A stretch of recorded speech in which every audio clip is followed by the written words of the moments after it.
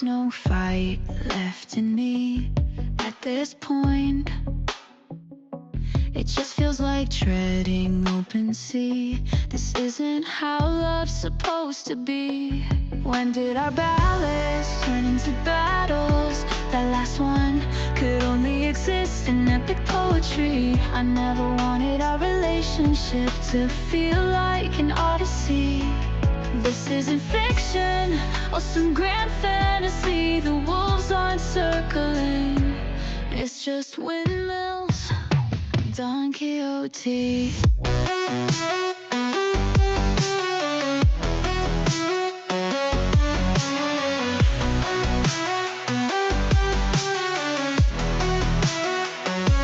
Tear-stained cheeks have never been a prettier sight to see. Please just feel something for me. Let our spark glow. Now it feels like Hello! look right through I'm having an emotional crisis. Speaking of emotional crises, hi! How is everyone's night? We are doing something a little different.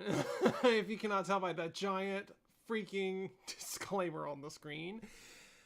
We are playing a game called The Kid at the Back. I saw this on TikTok, so yeah.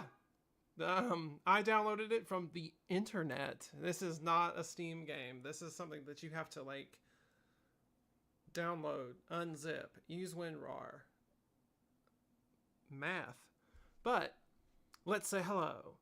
Hi, Lynette. How are you? Titi? I'm living for what is going on in the Discord. I was in a meeting today when all that was happening, and I was just like, hold on. Let me keep this in my lap open. Are y'all having good days? Lynette, I'm gonna fake it till I make it. Because,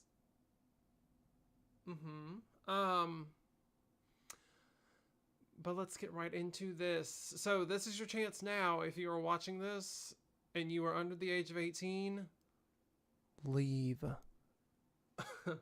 The Kid at the Back is a thriller horror visual novel with romantic elements, but it is not to be treated like a regular romance novel. Minors are strictly prohibited from playing this game or engaging in any shape or form of the game. The creator does not condone or accept the illegal and horrible actions shown in-game made by the characters in any way, shape, or form. This visual novel is made for creative venture and is pure fiction and should not be romanticized or replicated in real life. This game includes explicit and dark themes such as major character death to both the characters and the player, murder, sexual assault, non-consensual touching, sex, implied abuse, bullying, usage of firearms and weapons, guns, swords, sharp weapons, drugging, violence, and more. And that's what I call a great Saturday night. To see more detailed list of triggers, please click this link. The Kid at the Back is intended for mature audiences only. Again, if you are under the age of 18, get out. Viewer discretion is advised. I am over the age of 18 because I am 30 and I can do whatever the fuck I want. And I consent to play. If this game doesn't work, I'm going to cry. This game is rated age 18 and up. Game made by Fantasy It. Or Kit. Oops.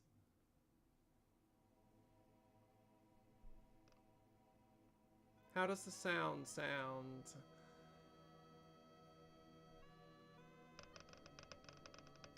I love the clicky noises. You said you saw Cloudy in Flapjack's chat? Nice! I was in that meeting when Flapjack was streaming, so I'm very sad that I did not get to participate. But it was a very, very, very important meeting that has to do with everyone in our system. So it deserved my full attention. Yeah, she did say she was going to the doctor today, and I really hope she feels better. Awesome. Thank you so much. So, let's see. The Kid at the Back. Preferences. There we go. Text speed. Window is full screen. Yes. Unseen text. After choices. Let's do this. Sound volume up. Voice volume up. Great. Oh, is it voiced? I was thinking I was going to have to read all this. Okay. Is everyone ready? I'm loving this. Oh my god. Please go away. There we go. I'm loving this. This is what drew me to it. So, start. Notice, this game is still in development and incomplete and may be prone to encountering some bugs and errors. Yeah. I'm tisming! Again, disclaimer, this game is rated 18 and up. Minors are strictly prohibited from playing this game. I am covering my ass or engaging in any shape or form of this game. In no way, shape, or form, the creator condones or accepts the illegal and horrible actions shown in game made by the characters. This visual novel is made for creative venture and is pure fiction and should not be romanticized or replicated in real life. It is highly discouraged.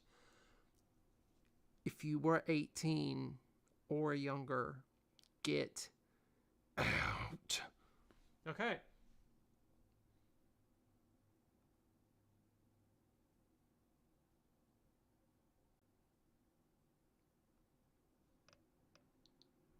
It was many and many a year ago, in a kingdom by the sea, that a maiden there lived whom you may know by the name of Annabel Lee. Day 1, the beloved.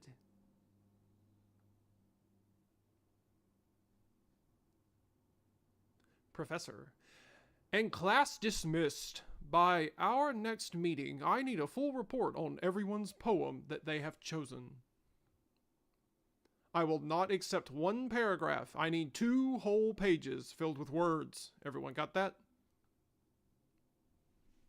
The classroom broke into a series of, "Yes, Professor," while some spared no time in packing their things, eager to be dismissed and disregarding the teacher altogether. Your literature teacher packed up her own things. Oops, her. Man, she got a very deep voice. We've all been there, ma'am. And exits the classroom. The moment your literature teacher left, the classroom broke into small groups as each student gathered up to meet with their prospective cliques. Some engaged in conversation, while some spared no time in exiting the classroom. That was me. Get me out. A yawn escaped your lips. Oh. You turned your head and observed the clouds outside. The clouds are shaded in dark gray. The sky's once blue color is now turning the same lighter shade of gray. The looming threat of rain made you click your tongue in irritation. Just my luck. I didn't bother to bring an umbrella too. Standing up from your seat, you were about to grab your bag when you felt a tap on your shoulder. Ma'am. Hello. Turning around, you came face to face with cobalt blue eyes, her blonde hair shaped like swirls with its ends dyed in blue and pink. Complimenting her entire ensemble, even if it's just a white button down that clearly looks too small for her. Hot pink jacket tied around her waist and the school's black skirt. Her hand, which you assumed was the same one that tapped your shoulder, hung in the air. She seemed unsure whether to continue or not, judging from the way her eyebrows furrowed downward while biting her glossed lower lip. She turned slightly, her head not fixed on you, but rather on whoever is behind her. You hear her whisper something under her breath before eventually composing herself and turning her focus solely on you now. Hey, you're going to lunch with us, right? I mean, you should. I don't usually see you in the cafeteria often, so you must not be eating properly. How can you keep up with class looking like that? Excuse me? You took a step back, clenching the strap of your bag as you glare at the blonde woman before you. Who was this woman? Who does she think she is? Judging from the woman's expression, she finally came to realize the words that came out of her mouth.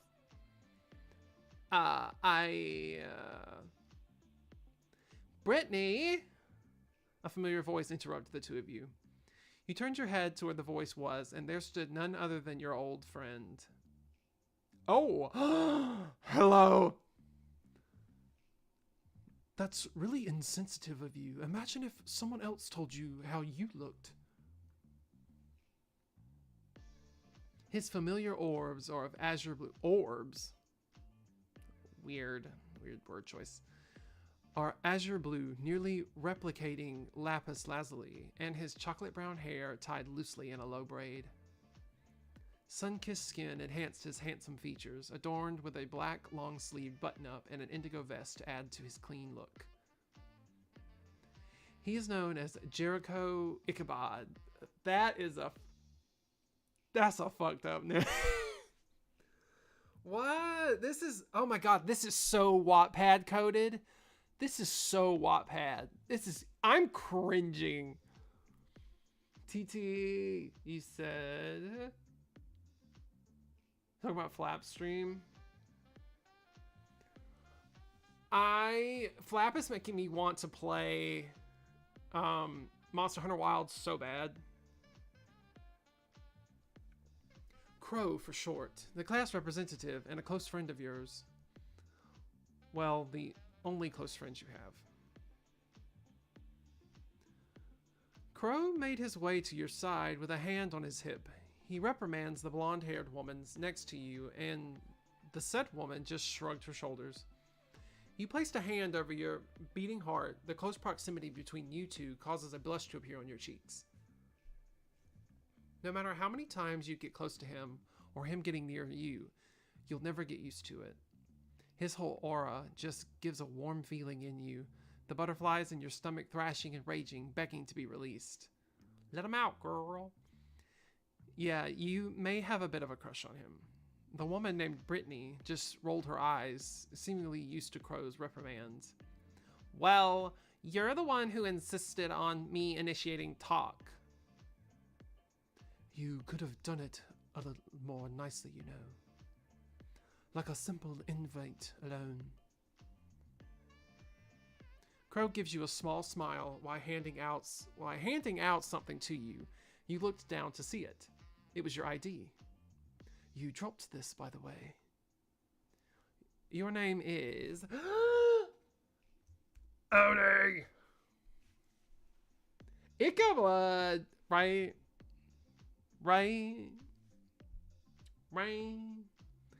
If my man has an 18th century name, I ain't getting on thy knees for him. I'm sorry. Okay, enter. Your last name.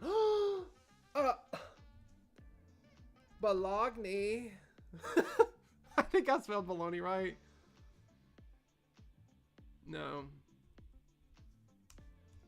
That's baloney, right? Bologna? Yeah. Words. Enter. The ID shows my name. Oni Baloney, along with my pronouns.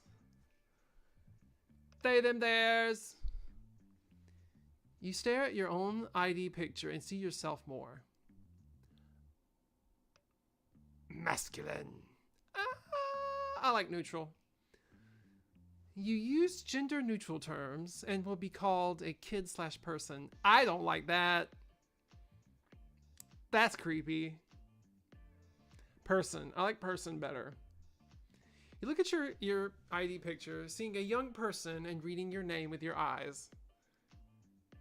Oni baloney. Pronouns. They, them. Yes. Maybe my eyes are itching. Yes. Your fingers briefly brush against his. You bite your lip, then mutter a small thank you before pocketing your school ID. Clary! Hi. Howdy. How are you? Crow gives you a close-eyed smile, returning with his own thank you, then turns his attention back towards Brittany. Following up behind Brittany, there are 3 more people. Why everybody gotta look so nice in this game? The tallest of the 3 is a sporty looking man, clad in a green and yellow jersey with a number 10 settled in front. His eyes are bright green, the color that kind of reminds you of green apples, his skin a beautiful brown that nearly matches his curly hair, while a stubble is nestled on his chin, indicating his maturity. Okay, sure. There's people that can grow facial hair very early in life, like me.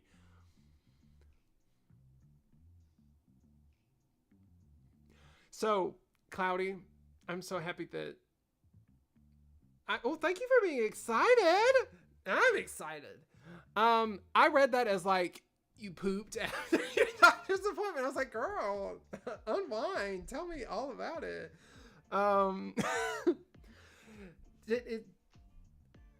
Are you relaxing now? Are you laid back, propped up like the queen you are?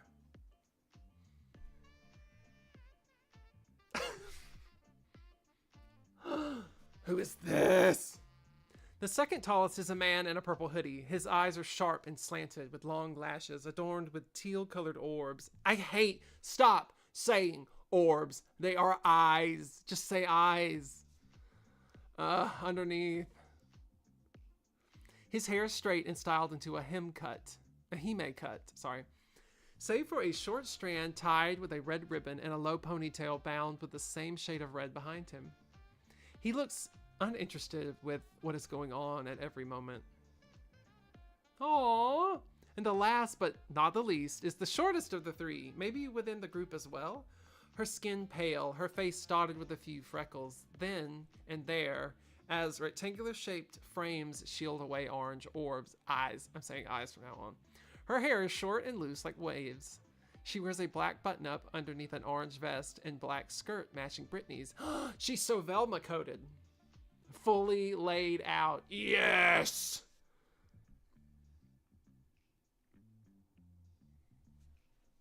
Damn, Brittany. You sure are bad at socializing. Hey, Gio, seems like you have a competition. The tall jock, clad in a yellow and green sports jersey, lets out a loud laugh, causing some students to turn to look at him. Brittany's face grew red from embarrassment. Gritting her teeth, she crossed her arms while tapping her foot on the ground. This only made the jock laugh even harder. Shut the fuck up, Daryl. You're causing a scene. Shut the fuck up. Also, if you were me, you would have done just as badly. Yeah, okay, sure. That is, in fact, not true. I'm a lovable guy. Oh, yeah? As the 2 argue, you turn your head towards the other tall male in a hoodie. Sensing your gaze, he looks down at you, his hand still in his hoodie's pocket. Silent. Love the silent type. We're just... Yep, locking eyes. A sudden chill went down your spine.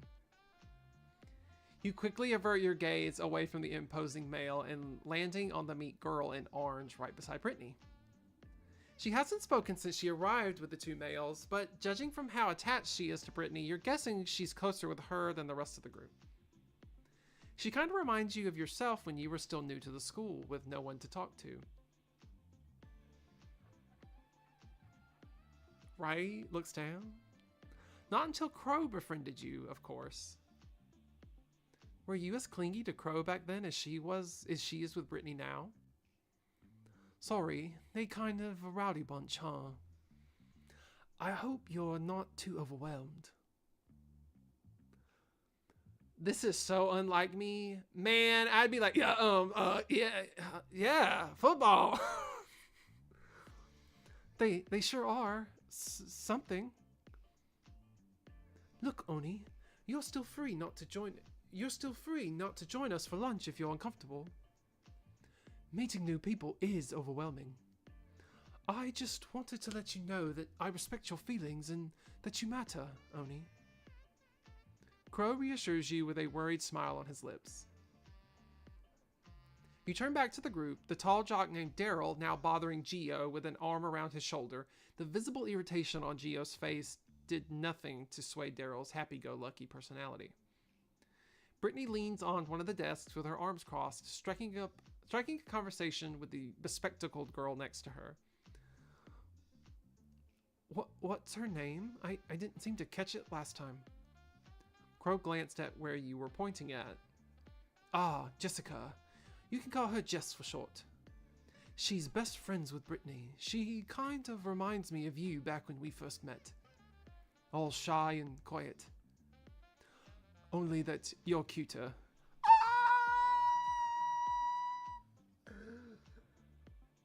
No, I'm not. Leave.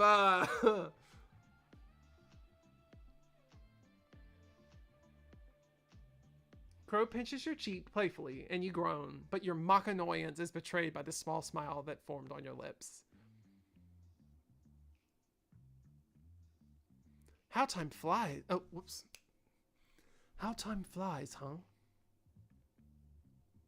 That's right, you got yourself acquainted with Crow in your sophomore year. Before you left for the city, your father emphasized the importance of having companions and establishing friendships, most especially in this college. Olympias University, the largest university in Titan City. This is the most Wattpad-coded thing I have ever read. It is known for having the best facilities and the best education, where you're guaranteed to rise from the bottom to the top. Well, that's what the advertisement tells you. You tried getting to know people during your first year, but to no avail. No matter how much you tried to make friends, you just couldn't seem to bring yourself to talk to anyone, and to your dismay, no one seems to bother to even befriend you. Sure, you would talk with a few classmates for projects, but nothing goes beyond that. As if they're scared of you. Or more like, disgusted? You can never tell. The looks you've received have all been mixed signals, some bad, some out of pity. That is, until Crow came into the picture. Among... Oh, you know what would make Crow so much hotter? If he's, like, nice to us to our face, but he's been, like, bad-mouthing the shit out of us behind our back. That would be hot. Among everyone, Crow was the sole person who approached you with the intention of friendship. You were wary of him. I don't trust them eyes. I don't trust them eyes. They want to do things. You were wary of him at first. Why would someone want to befriend you out of nowhere? Ooh, order some good food. Let us know what you order when you get back. Let's see. Why would that be hot? Cuz. Puts two fingers together, looks down demurely. Because. Your past experiences caused you suspicion. You had a history with people who tried to earn your good graces because you were somewhat beneficial to them. You thought Crow would be the same case, so you ignored him. But then he kept following you, trying to strike up a conversation with you every now and then. You tried to dismiss him, ignoring his presence as usual, but Crow was determined to break down your walls and kept insisting on tagging along until it annoyed you once. Just once. That is, until it happened on the last day of your first semester in your sophomore year. You fell victim to one of the school's biggest hidden flaws. If Crow wasn't there to stop them, you could not begin to imagine what might have happened to you. Mama! Not the hair down! Thank goodness you're unharmed. You're concerned about me? But how about you? You're the one who's hurt. Thinking back, you thought he was crazy and stupid, taking blow after blow until the perpetrators got bored and left the both of you alone. Because... Well, that's the whole point, right? As long as you're not hurt, this is nothing.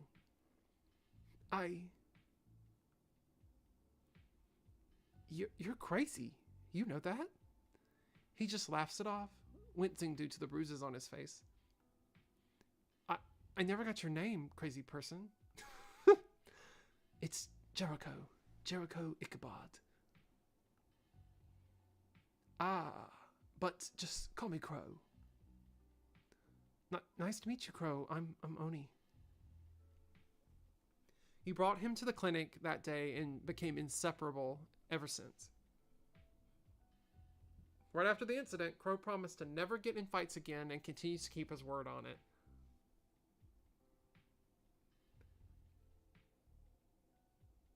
Wait, you're ordering pancakes? Yo, alright, Flap! Hi! Welcome.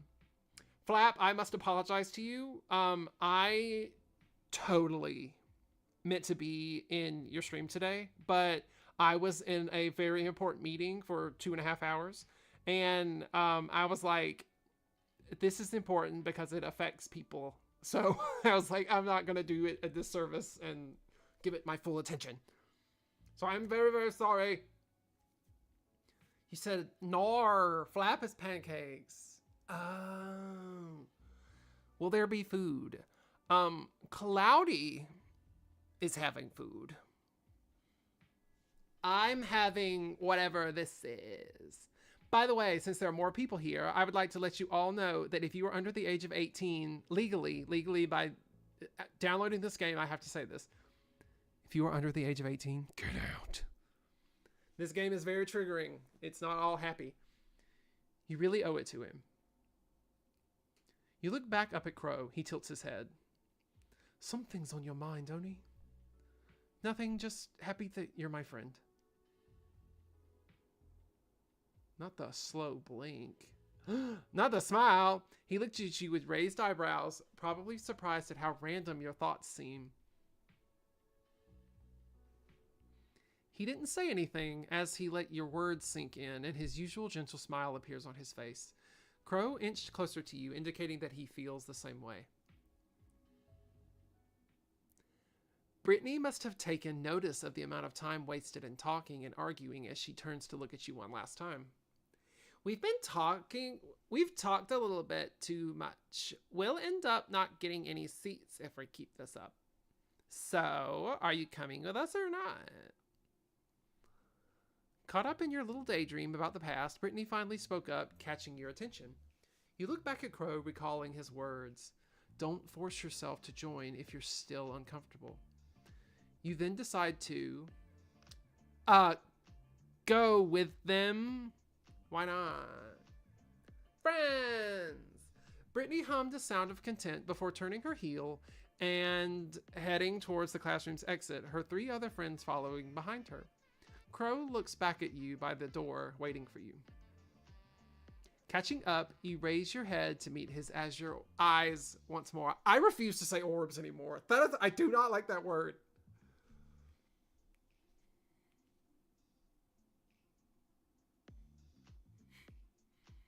Wait, what's the wrong number? What's the wrong? Oh! 18. Your heartbeat quickens within your ribcage in response.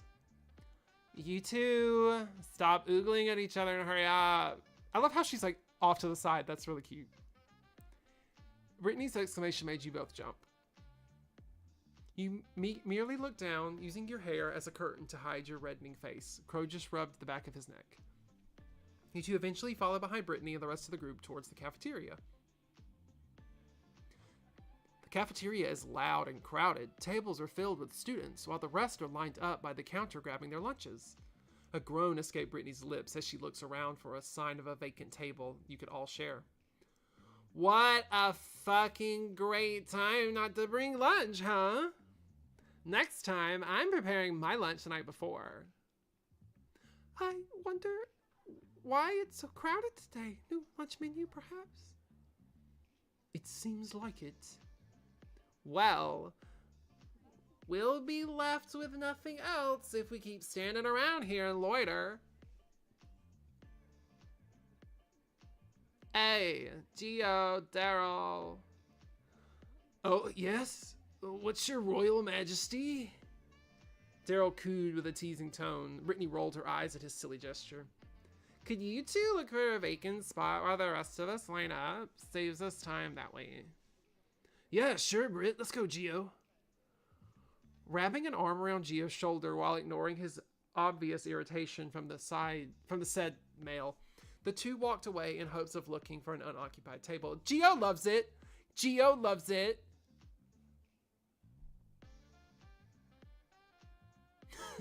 My bones feel like 72. I feel you. No, yeah, no. I recently re-downloaded dating apps, and as a 30-year-old, people who are like 26 will be like, hey, and I'm like, get away from me. You don't know what it's like. I'm old. Brittany then turns to you. Oh, right, Oni. I'm not sure if you have packed anything like those two did, but if you want to line up with the rest of us, go help them find a table, make a choice. You decide that I have my own lunch because I want to bother Geo. It's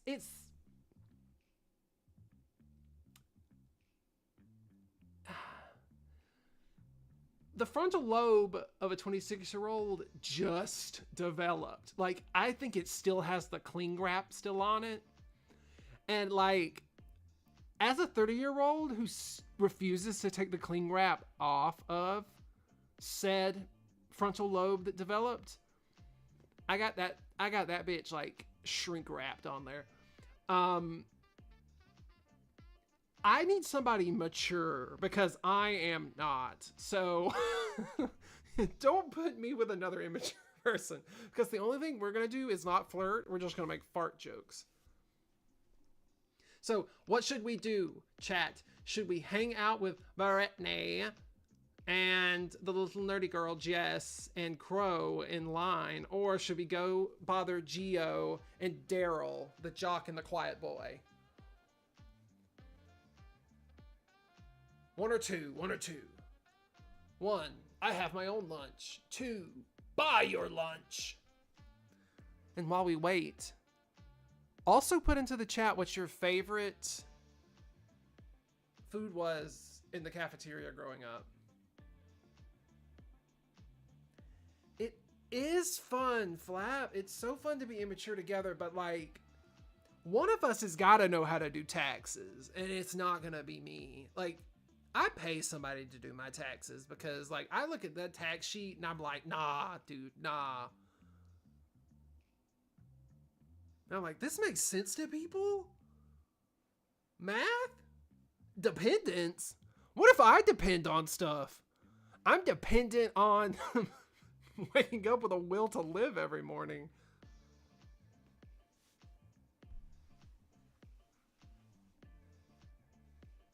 You said, who about to stress and do that? Not I. I think we will say that we have our own lunch. Yeah. Oh, that's good. Well, you go join those two goons and wait for us, all right? Brittany gives you a nod and waves you off, turning on her heel. She quickly makes her way to the line with Jess following behind her. You want me to get you anything, Oni? No, it's fine. You won't get anything for yourself if you keep idling by. Crow's shoulders shook at your statement, letting out a soft and hearty chuckle as a smile made its way on his handsome features.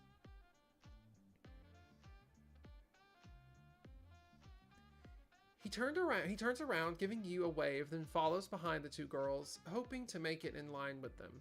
As for you, you make your way to where Geo and Daryl were. It seems that they have managed to find a vacant spot as you saw them currently seated on a round table, merely cleaning up after the group of students who previously occupied the space.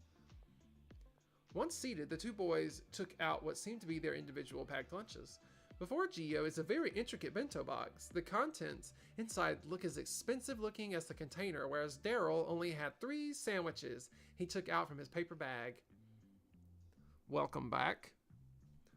Your food always looks so good, Geo. I bet they taste just as good too. Mind if I... No. Geo said that with a flat tone, slapping the jock's hand away from his bento box. Daryl pouted, rubbing his hand before returning with his own sandwich. As you sat down across from the two boys, Gio kept his eyes on you for quite a while, his gaze unwavering as he chewed on his lunch. Stop looking at me. Stop. What's up with this guy sizing you up?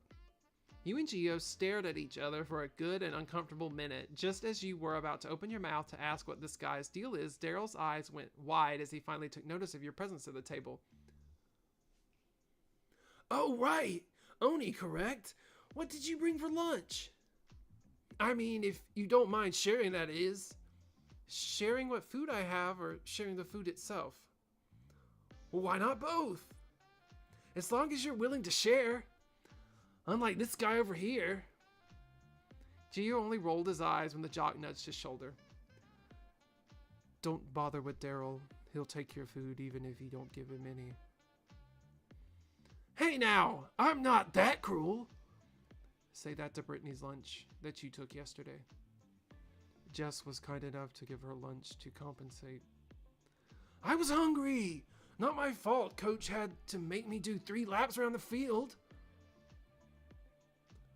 While the two bicker on like children, you let out a small chuckle, eating the sandwich you took out from your own container.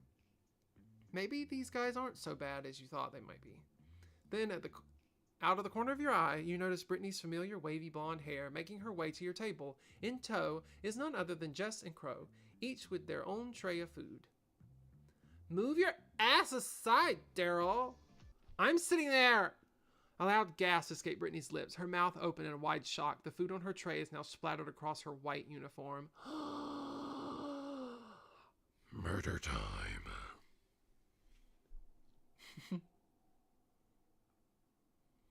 Brittany!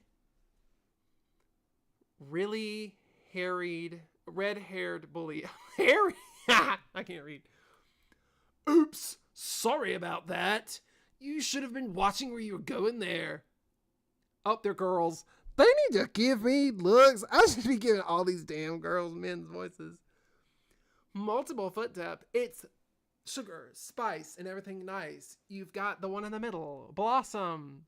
Bubbles. And Buttercup. These are some fits, though. Multiple footsteps came near. A trio of girls showed themselves before you. The tallest of the bunch, the red-haired one, placed a hand over where her heart is and lets out a mocking gasp at the mess. Brittany's eyes meet with the red-haired bully. Judging from the way Brittany's face twisted with rage, they seem to know each other. Sorry, I didn't mean Harry. Brett, are you all right? We should get yourself cleaned up. You fucking bitch! This is my only clean uniform. How fucking dare you? Oh, look at Miss Claire, all flared up. Careful there, sweetie. You'll get wrinkles. It's not like you're not ugly enough already. The mean girl coos at Brittany. Her two friends behind her laughs along with her antics. The Powerpuff Girls too? Which fit? Oh, Bubbles. The plaid. The beige plaid. I love a beige plaid. Cute little sweater vest. A little sweater vest to hold my chi-chis. You're definitely... The middle one? Look, Miss Pink. Uh-huh.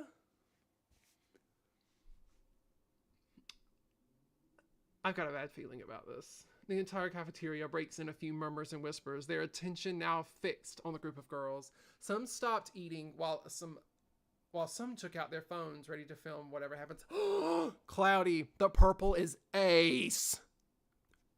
Because the purple, it was like the sweater on top and then the long skirt. That's ace.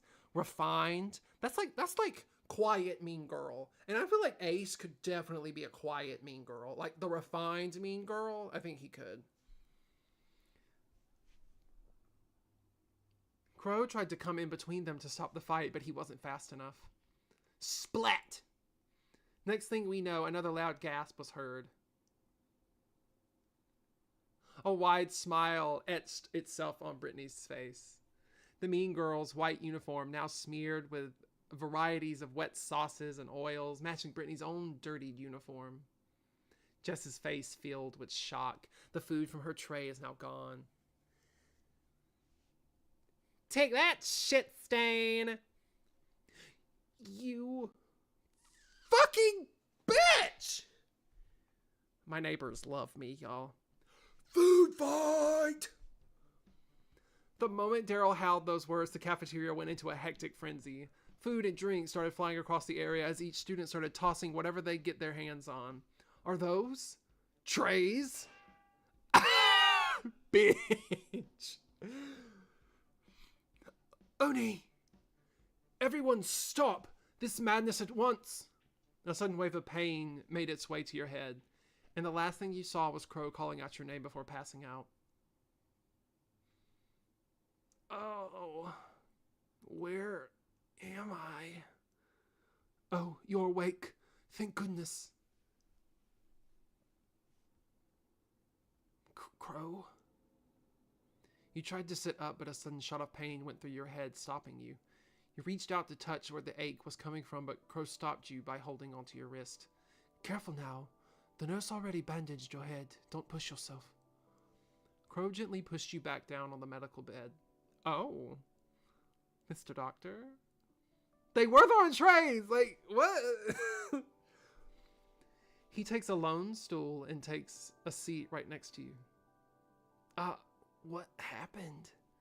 Well, after Daryl started the mess of a food fight, the principal was called in to stop it. Daryl got lucky enough to escape when he did. Gio was nowhere to be seen. As for Brittany... what about her? Well, Jess helped her out to grab a new uniform from the principal's office. Then why does my head hurt so much? Someone, somehow, threw a tray and you were unfortunate enough to get hit by it.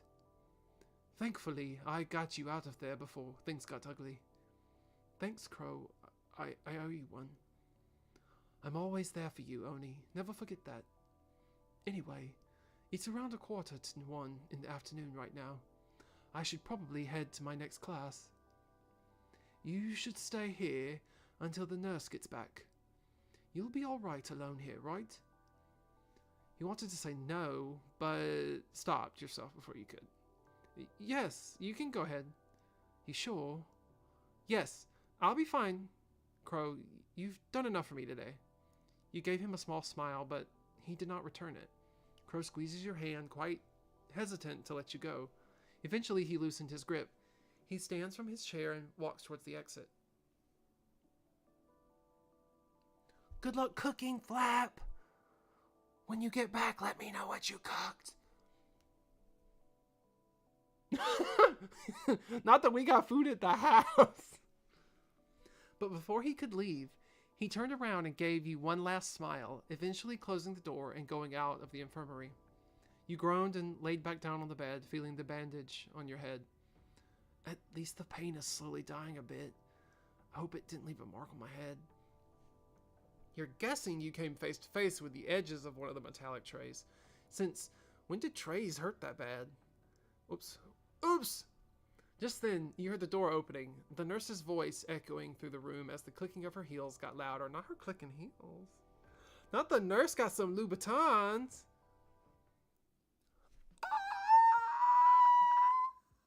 Now we're talking. This is what I came here for.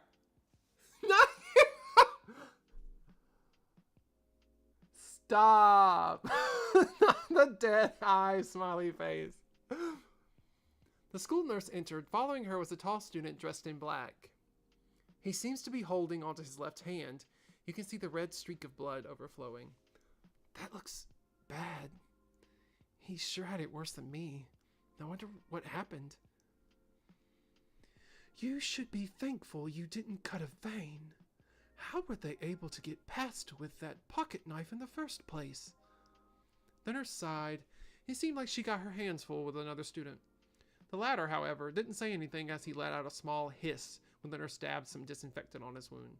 You sat up slowly, careful not to hit your head on anything else before stealing a glance at the student and the nurse. Your eyes meet with reddish orange ones. I love me a tired fucking man.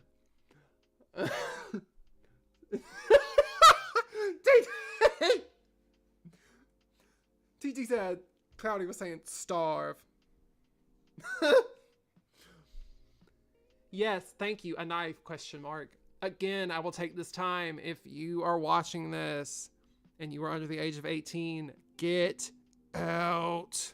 Please. I'm not trying to catch a fine. This game is not for minors. You have been warned. Your heart raced as you feel your heartbeat quicken. What an unusual color. They remind me of the setting sun. The nurse finishes up wrapping his wound, a blotch of red slowly seeping out and staining the once white bandage. However, his gaze is still fixated on you. The nurse follows his line of sight and finally takes notice of your conscious figure. Ah, you're finally awake. Oh, I forgot my last name was Baloney. She approached you with a bottle of painkillers she took from one of the transparent cabinets on the walls before handing a pill to you. How are you feeling, dear? Does your head still hurt? It's slowly dissipating, ma'am. Thank you. She hands you the pill and you take it down. I take it down my throat. I take it down my throat. Yes. You're free to stay here for a while longer. But you need to return to your class as soon as possible, as soon as you're feeling better. You give the nurse a nod. She, in return, hums in approval before going back to the taller male in black. As for you, Mr. Brooksmansia. Okay, y'all. What? Brugmansia? Okay, Brugmansia. This is how I read fantasy books. I'm just like, Mr. If ever your bandage gets sturdy throughout the day, don't hesitate to come back here, and I'll reapply it with a new roll. The taller male hummed. He turns on his heel and made his way towards the exit door before pausing. What name? I'll return to my class now. Thanks for patching me up, nurse. The tall male student gives you one last look with his fiery red eyes before making his exit with the click of the door. Come back! The nurse lets out a sigh, rubbing her temples, feeling a headache resurfacing. I swear, that child comes here every other day. Him? Oh, you're not classmates with Mr. Brooksmania? Odd. I thought he might know you from the way he was looking at you. No, I haven't seen him around. You said same in the realm of a hug. More like you never bothered to look who's around you since no one even bothers to spare a glance at you. Well, either way, don't get into too much trouble like him, all right? That raises a question in your head. Just how bad were the guy's injuries that he comes to the nurse's office almost every other day? It kind of explains why she's been sighing hard ever since she brought the tall male into her office. With an injury as bad as a near stab wound to the palm, you could only take a wild guess. As much as you are curious to know what transpired, you're nearly late for your... I had to burp, sorry. You're nearly late for your next class. Eyeing the clock on the top of the doorframe, you got out of the medical bed. You thanked the nurse and made your way out of her office.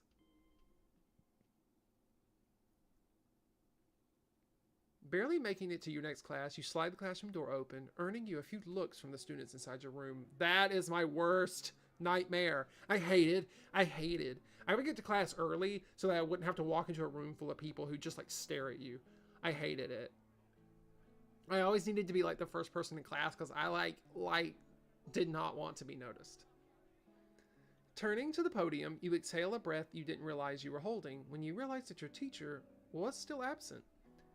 Fixing your composure, you scan the room. A few easels and shelves filled with brushes and bottles stained with acrylic paint guarantee that you made it to the right class. You made your way to your seat. Once settled down, you groaned, placing your elbows on the desk and resting your chin on top of your hands, waiting patiently for your professor's arrival. Though you couldn't help but notice the feeling of someone staring at you. You shook it off, thinking it must have been the lack of sleep. You look out the window. Or maybe it's the cold weather? Hearing the classroom door open, your art professor makes his way inside, his large round belly standing out, round spectacles sitting on top of his nose, and a stereotypical brown beret on his head. He greets the class before starting his lecture. Art exhibit project featuring various eras of art as part of our thesis. This time we're tasked with expressionism. Remember, this is all part of your paper, and not to be mentioned. And not to mention, making a name for yourself, of course. Ho ho ho. More like taking the credit of a student's work and using it to advertise your shitty school. You scoff at the thought. Hope you all got a partner already by this time. For this term, I'm tasking you all to create 3 works based on the exhibit's theme. This is where you want to throw your desk out the window. Hurrah! Just do it. How could you forget? You weren't present during the previous meeting, and you absolutely knew no one in this specific class. Why were you taking art again? Oh, right. Your father was an artist, as he was a farmer.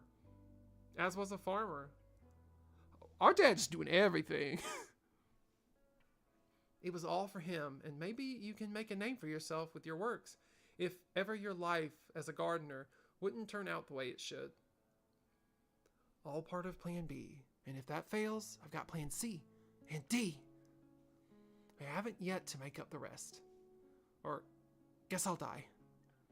You shake away your silly thoughts. The problem now at hand. You do not have a partner to work with. Now, I want all of you to go to your chosen partner for this project so I can start explaining your tasks. Eventually, you were forced out of your seat since your seatmate's partner will be occupying it for the class. You curse at yourself. You could only hope you're not the only student who didn't get their own partner for this class.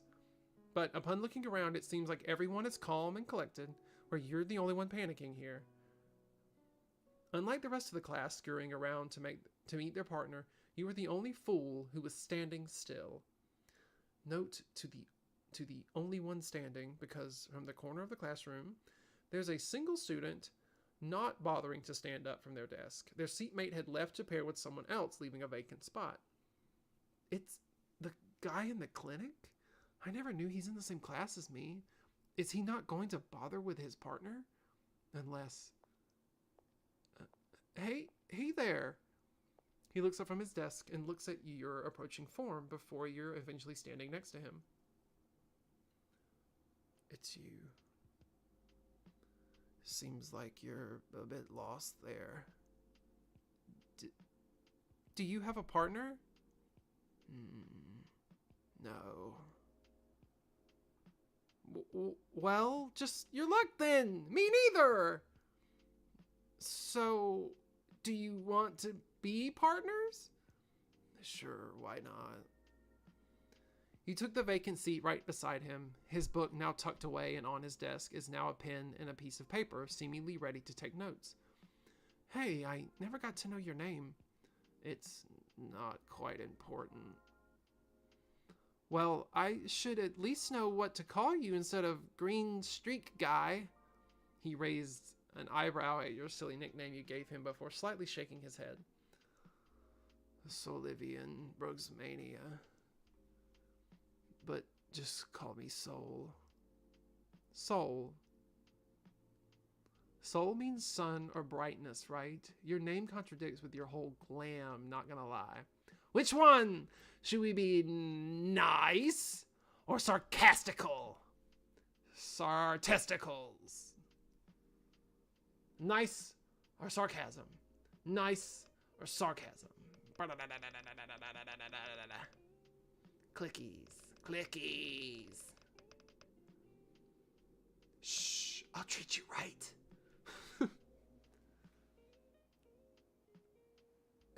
That is a name, right?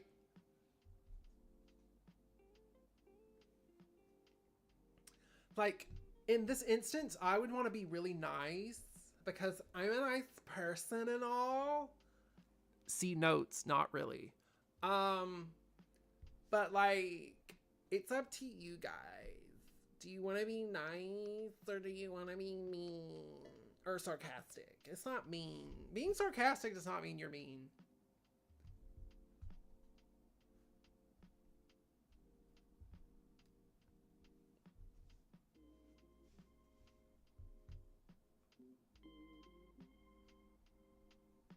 This is some nice lo-fi music. We'll go with nice. Be nice. Always be nice. That's something we can learn from this. Soul nods, rubbing the back of his head. You can say that. My mother gave me that name. Oh, I'm so sorry, Cloudy! I must have chat on like a really bad delay. Sorry! I did not see your message. I think I have my delay set like really bad. And I'm gonna be honest, I don't know how to change that while streaming. Can I? Let's see. I cannot. Okay. It's a lovely name. Thanks. Well, I'm Oni. Baloney. Nice to know your name, Soul. Soul nods with a smile forming on his lips, then returning his attention back to the professor. 3 artworks to showcase. Note, it has to be some form of expressionism. Mediums will be strictly traditional. Your professor then proceeds to give other pointers for your project before leaving you and the rest of the class for the day. Everyone in the classroom proceeds to talk with their partners, already brainstorming ideas on what they're going to showcase and hopefully could get a high grade. You turned to Soul as he took out his own charcoal pencil, and his sketch pad for the class. You got any plans for our first display, Soul? Expressionalism is about conveying one's feelings, right? The easiest for now is a portrait. Let's use your face as an example. My face? He lets out a low chuckle. There, you're making a cute expression right now. That can be considered as expressionism. Huh? Oh, but I have this bandage on my face. Wouldn't that hinder the process? You recall the events that happened back in the cafeteria. I can simply ignore it. Or make something better out of it. Trust the process. He seems like he already has an idea on what to do. And judging from that half-filled sketchbook of his, he's quite familiar with the concept of art. Me, however? I'm not that good at art. I'm sure you're fine. Everyone starts somewhere. Plus, I can't really judge you since I haven't seen your work before. Along with this damned injury on my hand. Oh, right. Let's not stress that hand anymore. Well, prepare to be amazed. That's the spirit. With newfound determination from Soul's cheering, you took out your own sketch pad and charcoal pencil as you worked with his portrait. While you were sketching up, you can't help but avert your eyes on his bandaged hand from time to time. Seems you're quite curious to know what happened to this, huh? And you weren't slick with it either. You froze when he caught you red-handed, just like the red seeping out of his hand. You stopped drawing. Sorry, that was rude of me. It's fine. This is just the usual for me. I've gotten worse injuries than this. You raised a brow at that. Not the worst? If you don't mind me asking, what happened? He paused and averted his eyes, but opened up to speak. Nothing much. I was minding my own business. Got assaulted. had to defend myself. He talked as if it's another normal Monday for him. Your eyes furrowed, he noticed and just chuckled. No need to worry about me. All that matters is that I'm still here. You didn't say anything, however, continuing on with the drawing, your movements slow and now refusing to look at his injured hand.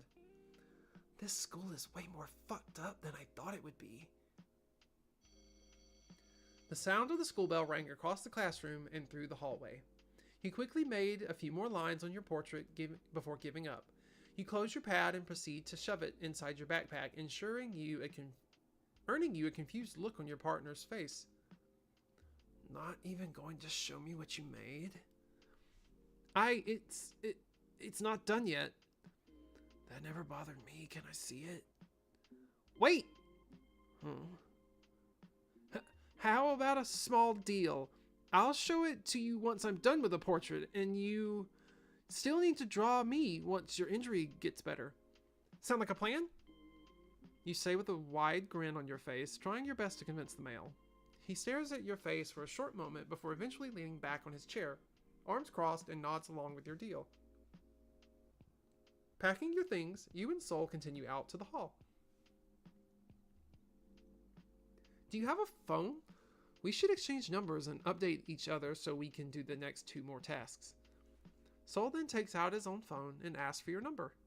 You recite it out as he inputs it on his phone. Let me try to send you a message. You nod and look at your phone screen and saw a new notification from an unknown number. This must be Soul's. Sup? You typed so differently from how you look. From the corner of your eye, you see Soul's eyebrow raise at your text. What's that supposed to mean? Nothing. You chuckled and he rolled his eyes. Your stare lingers on Soul's face. A smile is embedded on his handsome features while he looked at the block of text on his phone. Right? We got the digits. You bite the bottom of your lip as you recall the events that happened today. Mostly meeting new people. First, formally meeting Crow's group, and now meeting Soul. Back then, you struggled to form friends throughout college that you were convinced you would be graduating without making a single connection, which would undoubtedly disappoint your father, and you were ready for it.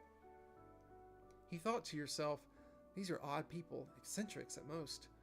All misunderstood people, all humans, all the same.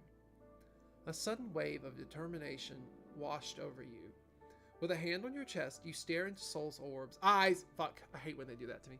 Making him tilt his head slightly. Soul, I want to be friends with you. I can sense that people tend to misunderstand you and your overall personality. Soul is quiet, but his gaze remains on you with a lingering curiosity. Could you imagine? This is so fucking rude. Could you imagine going up to like somebody that looked like him and being like, hey, I see that by your pauses, looks them up and down, your look, that you're a fucking loser that nobody wants to talk to. Like, bitch, what if I just dress like this?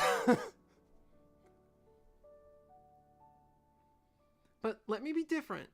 I want to know you. I want to understand you, Soul. If you let me. He blinked once, then twice, then a chuckle. He puts a large hand on top of your head, then ruffles your hair. All right, then. Let's mark today as the start of our wonderful friendship, Oni.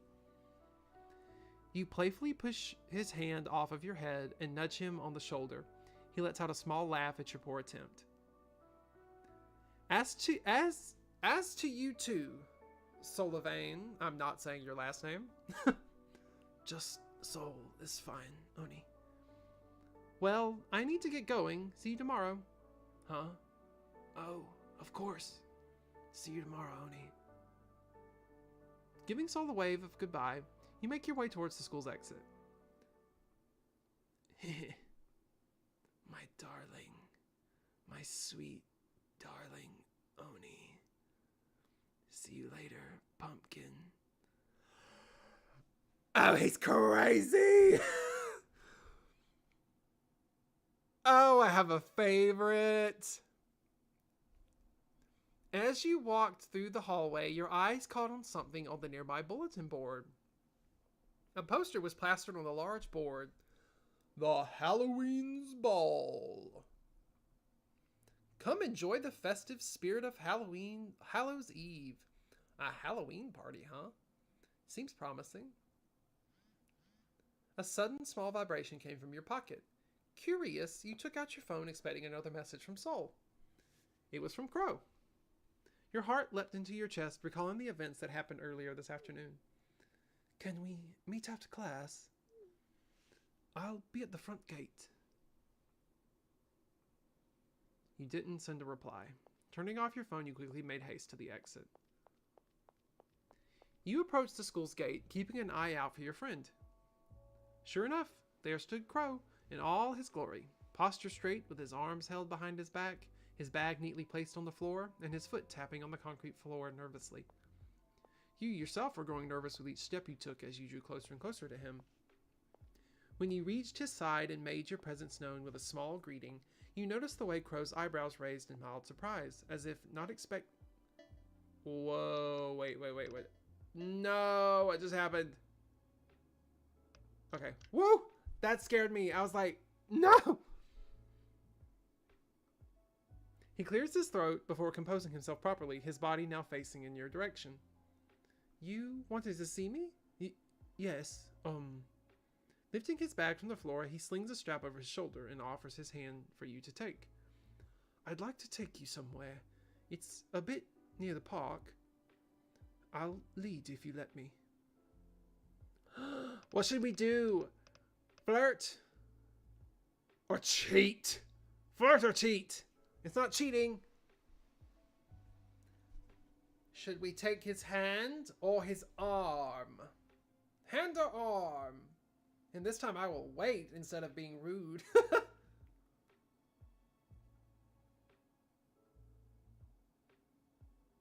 Hand or arm? Hand or arm? Arm, we're classy. Take his arm.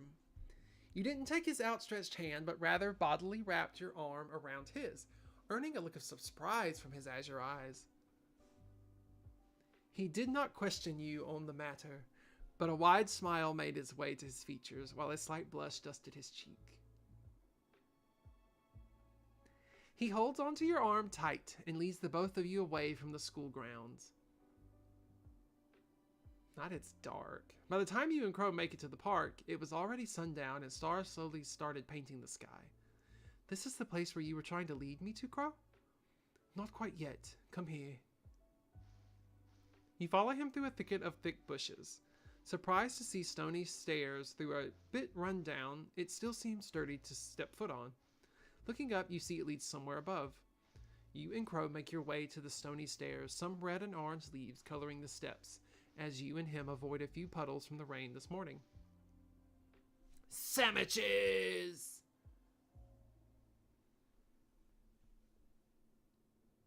Sandwiches.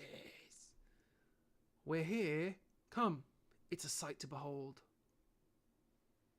Wow. Wow. Ooh, go get your food. Taking one last step, you see Crow admiring whatever was beyond him, his smile bright as his eyes twinkle like the stars above. Your eyes went wide in awe upon seeing the scenery before you, replicating the one Crow has on his face. Not once did you take into consideration the idea of sightseeing within the city. Everything felt unfamiliar, intimidating even. You couldn't blame yourself for feeling so distressed about the idea of traveling, especially since you had no one else within the city to guide you. But gazing at the sea of lights that stretched out before you made you realize that you have been missing much of what the city has to offer. Looking further ahead, you take notice of a tall tower decorated with bright neon pink lights. A little bit to its right is a movie theater next to a mall. The rows of other buildings with multicolored lights seem endless. The more you scan the area, the more you see unfamiliar places that you didn't know existed. Your moment of silence while admiring the city view was interrupted by the sound of rustling grass. You turn around, finding the source of the sound. Crow has made himself comfortable, lying on the ground under an old tree. You see his backpack leaning on its trunk. Illegal. Illegal to be this pretty. Illegal. Arrest him. Officer! Points at him. That man, there, he's too pretty. Arrest him. You turn your back from the city and walk where Crow lay, deciding to keep him company. His gaze on the starry sky shifts as you sit down beside him, and a hopeful smile grows on his face. Judging from your face, all lighting up, you like this place, huh? Care to join me? Accepting his invitation, you give Crow a slight nod that brought joy to his eyes. You stretch a bit and lay on your back right next to him, your fingers barely touching. You and Crow look at the night sky. You observe how the stars twinkle as if the rain from this morning never happened. How did you manage to find this place? Protect that smile. Chat, protect that smile. You tilt your head to look at him, and he gives you a closed-eyed chuckle before his twinkling gaze meets yours. I take it that you've never heard of Lily's myth, have you, Oni? Lily's myth? Crow points at the old tree that stood above you, then returns his gaze to the stars. They say that this tree that the humans came in contact with was blessed by the gods that guard this land. This very same tree here used to bear multiple fruits. They say that they never rot and are free from anyone to take. Or so, what the popular interpretation says anyway. There are other versions of the myth. Crow shrugs his shoulders. Moving his gaze from the sky back to the tree, he stares at it, as if trying to decipher something just by the mere look of it.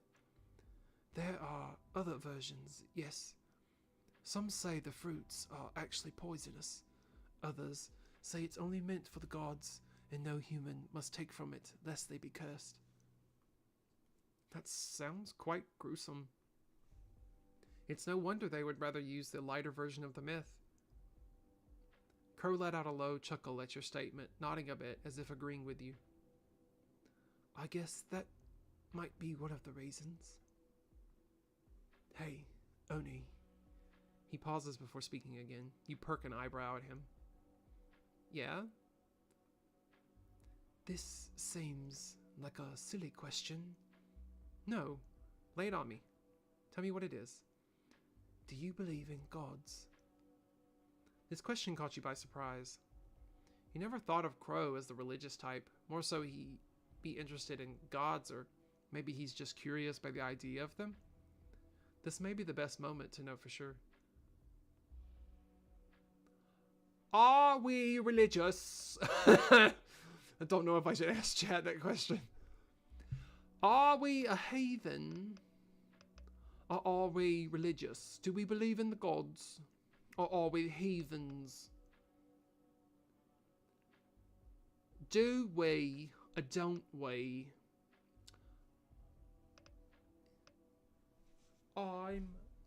I personally am not a heathen, but you never know. What should we choose?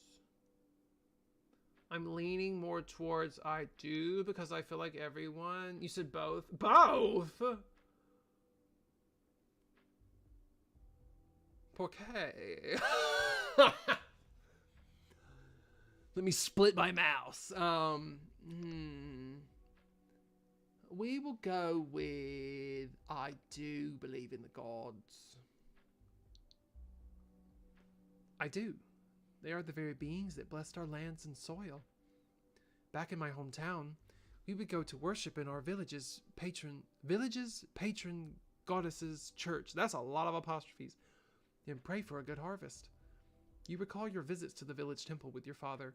Being regulars, you visited enough to the point where you became friends with some of those who resided within the church.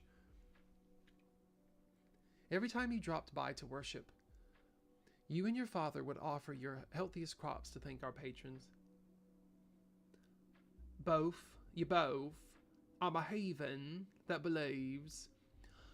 I'm more spiritual, Whereas I believe that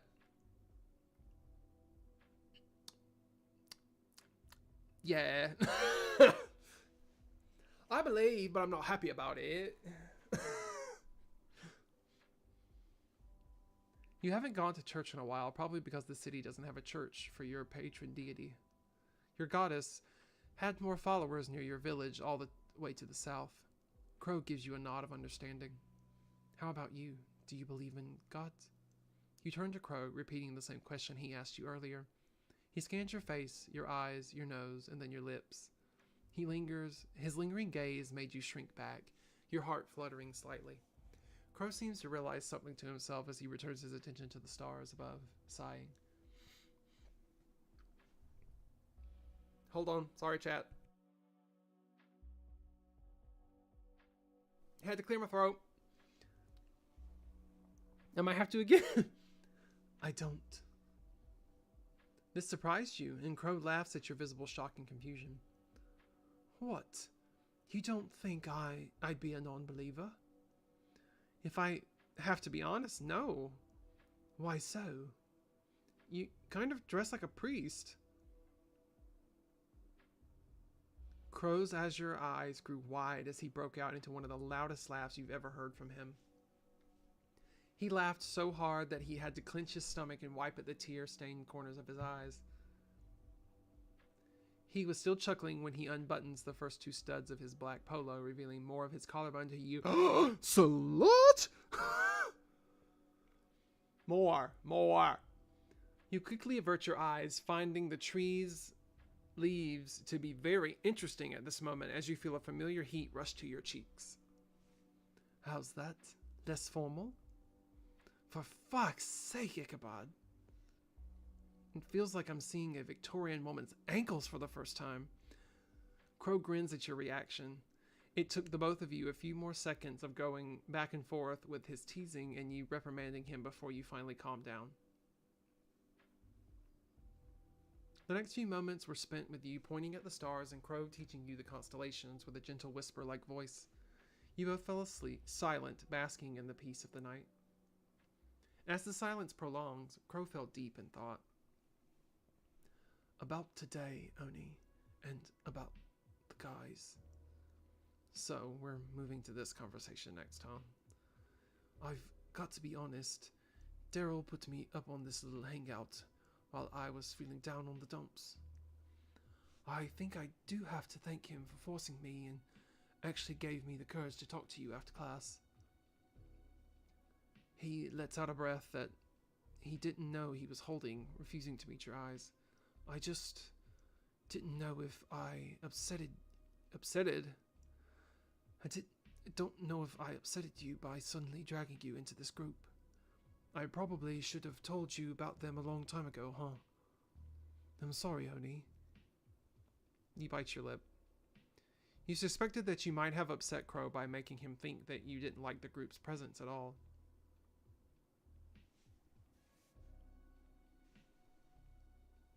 He said you're lurking while you eat. Okay, fair. Same. And that he's forcing you to bend to his will. Bend me! One thing to know about Crow is that he is never the type to demand to control, to be a king, to be a tyrant. You didn't do anything wrong, Crow. In fact, I should be the one to apologize. You speak up without thinking. Crow turns his head to look at you, his gaze swirling with confusion at your apology. I'm sorry for making you feel bad. I didn't mean to upset. You swallow a lump in your throat, trying your best to hold the tears that were threatening to spill. I just thought that you'd forget about me after. They're amazing people. Brittany's pretty, Daryl's a funny guy, Gio's so cool, and Jess is loyal. They're a great group. And most importantly, you're amazing, Crow. You're all amazing, but not me. I'm just not sure if I could ever be a part of the group.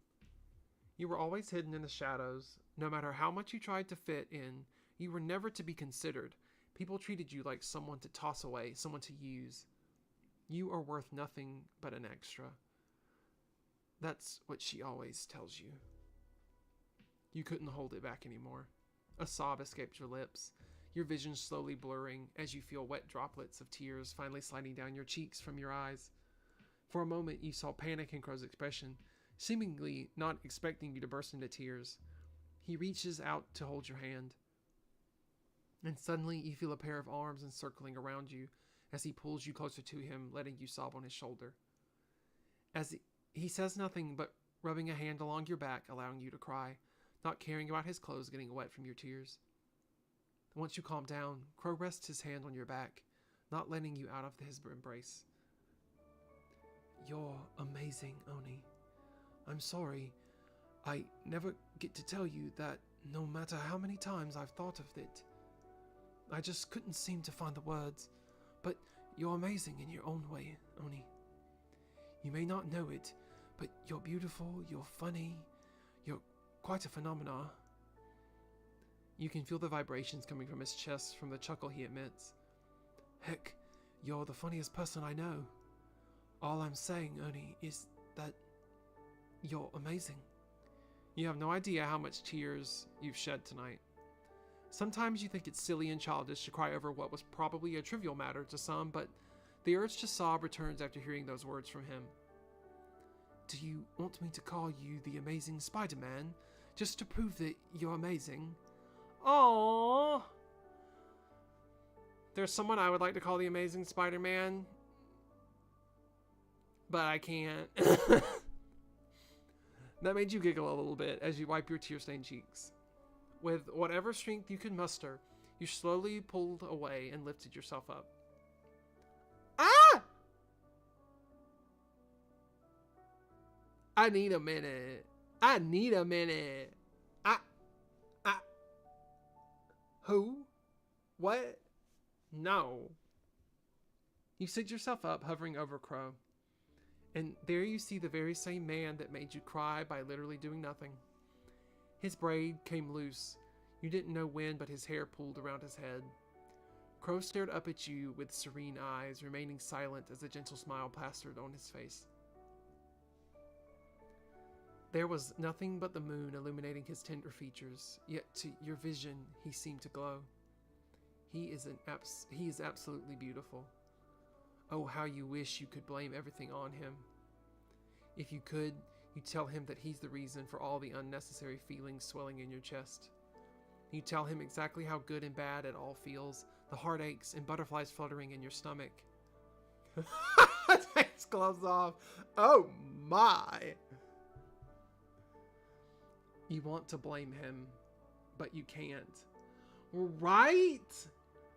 Pretty definition. Definition of pretty. You look up pretty in the dictionary, you see Crow. What should we do, chat? I really want to kiss. We cried on this man. We gotta kiss. We gotta kiss this man. We cried on him. Could you imagine doing all this for someone and then they're like, "Thank you, friend. I go jump off of a cliff." Splat! That would be me hitting the ground. Should we hug or kiss? Kiss.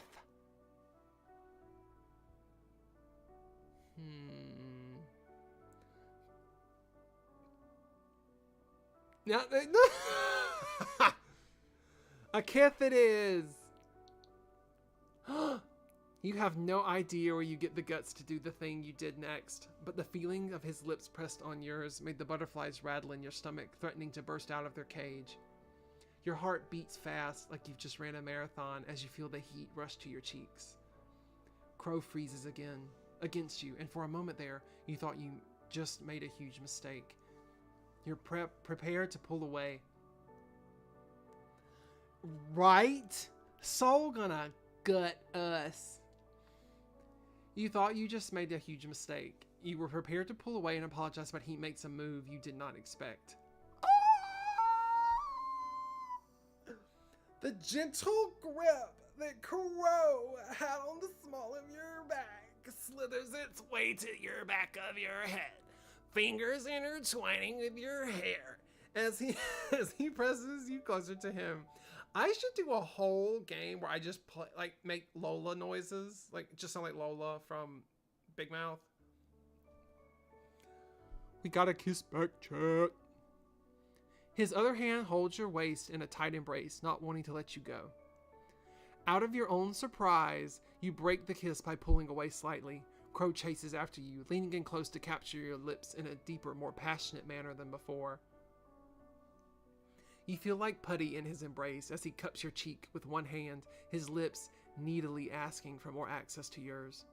In response, you shut your eyes tight, and your arms come to wrap around his shoulders, granting his desire by tilting your head against his. The both of you lose all sense of the world as you fell deep into the sensation of your lips against each other. He eventually pulls away, a string of saliva connecting your lips to his own. His breaths are heavy, matching yours, and you beheld his red face and hair messier than before. He tucks away a stray strand of hair behind your ear before rubbing your cheek with his thumb. Crow scans your disheveled figure above him. You can see the way his eyes dilute the longer he keeps his gaze on your face. I knew we were going stargazing tonight, but I didn't expect the brightest star to be just in front of me. You giggled at his cheesy pickup line. God, I like you, Oni. I liked you the first time I laid my eyes upon you. I couldn't tell you because I was scared that I might lose whatever we have at the moment, but that I would lose you. I couldn't bear to live a life without you. Crow, I like you too. I've liked you ever since too. You chuckle at the silly thoughts you recall, the way you've been doubting your feelings and his feelings. His eyes grow wild, a jaw falling slack as he tries to comprehend the words that come out of your lips. He blinks once, twice, before a smile as bright as the stars above appear on his face. Is this a dream? I hope not. If I'm in a dream, please tell the sleeping me to never wake up. I want to live in this dream forever. Will this convince you it's not a dream? You lean closer to his face and place a peck on his cheek. Maybe. But I think this would definitely convince me. He captures your lips swiftly, distracting you when he moves in to bury his face in the crook of your neck, to nibble at the soft flesh. You gasp. Now, people will know you're mine. Hey now! Soul is going to kill us! Crow laughs out heartily at your reaction, and you simply roll your eyes. You couldn't stay mad at him. He dusts off the grass that sticks to his shirt before giving you a once-over and gently swatting away the leaves on your hair and clothes. You get up, and Crow retrieves his bag, almost forgotten by the tree. He looks back at you and takes your hand silently. It was time to go. It was time to leave this magical place. You look at the stars and at how bright they shone. You gave the sky one last glance before turning away, hand clasped tightly around Crow's as you let him lead you home. Crow walks you to your apartment, noting that he kept you out late at night. You bid Crow goodbye after he safely sees you inside, and he gives you a wave before turning on his heel and making his way down the stairs. You close your apartment door and lean on it, heaving a puff of air. You recall the conversation you had with Crow while you walked with him on the street leading to your home. I'm going to give the guys a chance. I think I judged them too quickly, so I want to do better. I want to get to know them better. If you trust them, then I trust them too. Crow's expression was of surprise at your declaration as your determined face reflected in his eyes. Crow chuckles at your enthusiasm, giving you a friendly pat on the head. I'm glad you're giving them a chance, Oni. I'm sure they will feel the same. You engaged in other conversations with Crow during your walk, the topics not really being of any importance as they have forgotten them by now, save for his gentle voice and the occasional fond glances he stole at you. Time with Crow seemed to pass by so quickly. You arrive at your apartment complex before you knew it. You make your way to the living room and you throw your school bag to the random corner, immediately plopping down on your sofa as you turn on the small television. Nothing interesting is going on save for some food commercials and a movie trailer. That pizza looks good. Maybe I should order something. Reaching to your pockets and taking out your phone, you're about to dial the numbers on your television when a new notification bubble pops up on your notification bar. It's from a group chat you've never seen before. After scrutinizing it, you realize that it was Crow who added you to it. It was a group chat with the rest of his friends. You open it. The Halloween ball from Daryl. Anyone want to go to the Halloween ball this Friday? It's gonna be awesome! Aren't we all a bit too old for costume parties? Is it required? You two are no fun at all! I won't go if it's not a school requirement. Much less a waste of my time. Is it? No, it isn't. But it'll be a great and fun experience for all of us. I mean, we should loosen up a bit, you know. I agree with Crow. Count me in. Pass. I've got more important things to do than that party. Now, will you excuse me? I'll be doing my leftover tasks for tonight. Geo has gone offline. Gotta love Geo. Sheesh! A stick in the mud as usual. How about you, Oni? Me? You joining in? It'll be fun. You were honestly surprised they somehow remembered you. Checking your calendar through your phone, you didn't seem to have any plans in the near future, or plans at all. You'd like to just spend your time in your apartment alone. Wow, okay. Read me to filth, fucking bitch-ass video game. I mean, sure. That's great to hear. Crow seems happy about it, you giggled. This reminds you of something, or rather someone. Opening another chat, you tap in Soul's newly added contact and send him a message by sending an image of the same poster Daryl sent.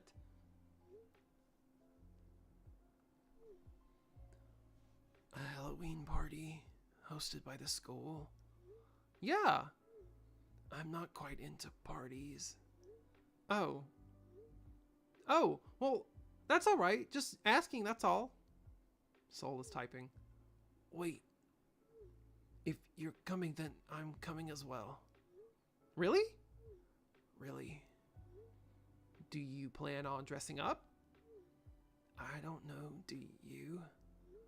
I mean, it's a costume party, so why not? I'll try to think of something then. You swear you can feel the smile behind those words. With a quick word of goodbye, you set your phone down when you hear your doorbell. That must be the food delivery. You didn't order anything, you stupid... Oh, I guess you did.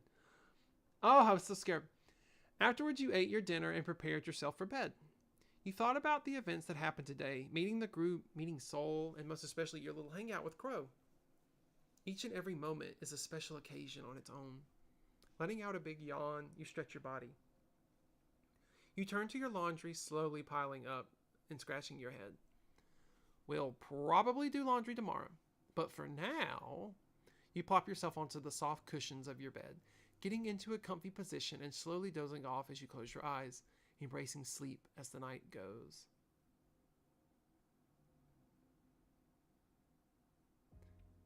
And this maiden, she lived with no other thought than to love and be loved by me, the one who loves. I was a child, she was a child, in this kingdom by the sea. Yeah, probably. It won't be a costume, though. The Kingdom, Day 2. The following day, the first thing you do is look around for Crow. However, when you try asking some students for his whereabouts, nobody seems to know where he went. You tried sending him a message to his phone, but you never receive a single reply, much less having your message even put on read. Soul done snatched him up. Soul said, You thought, bitch. You eventually meet up with Brittany. She seems to be one of the few people closest to Crow, so it was best to talk about him with her. Jericho? No, I haven't seen him. Do you know anyone else that might have an idea where he is? Brittany pondered for a bit with a manicured fingernail on her chin before shaking her head. No. I've already asked the rest of the guys. Heck, even Gio doesn't know where he is, and that guy's close to the hip with him. But he said he's coming to school today. Don't tell me he ditched last minute. Bullshit. He would always send me or anyone in the group a text whenever something came up. Heck, knowing that guy, he'd most probably send you a text first. You deflated. Brittany gives you a worried look, trying to think of something else that could possibly help you. Maybe you should try checking the counsel's office? Taking her advice, you thank her and proceed to leave the classroom she was in. You did as Brittany suggested, but much to your dismay and frustration, not a single one of the council knows where Crow is. Classes eventually start, but you didn't attend. Too determined to know where Crow could have possibly been, you rack your brains as you walk all over the school grounds. You were probably too angry to realize you made it all the way to the gardens, the place where you usually work. You scratch your head with frustration. Taking out your phone, you decide to give his number a ring. It was still dead silent. You decide to walk even deeper into the gardens. Until eventually, you meet with a familiar chain fence, indicating the school campus border barricading you from the forest just beyond it. You rang Crow's number one last time. Ring, ring. It rang a few more rings before cutting off. You checked your phone thinking that he somehow finally picked up, but was met with a disappointing notification that it was out of service. You try one last time. There's a faint ringing in the distance. But it's not within the gardens. Okay, 18 plus, 18 plus, 18 plus, guys. It's coming from outside? Did he get himself lost? But how? As far as I know, this place is all boarded up. Putting your phone in your pockets, you look up and stare at the metal edges of the fence, shielding your eyes from the sunlight hitting your face. You bite your lip. You could climb up, but if you fall, you'd probably have a sprain if you're not careful enough. Without wasting any more time, you start climbing the chain link fence, your fingers shaking from anxiety as the imposing height upon reaching the edge. Going over to the other side, you slowly make your way down, still keeping a tight hold on the fence. Whoa! Fuck! That is until you somehow manage to slip on your footing, causing you to fall down back first. A groan escapes your lips, your back now aching from the sudden impact of the fall, making you lie there and wait for the pain to subside a little. You pat down your pockets, reaching for your phone inside. You feel your heart drop your stomach as you behold it.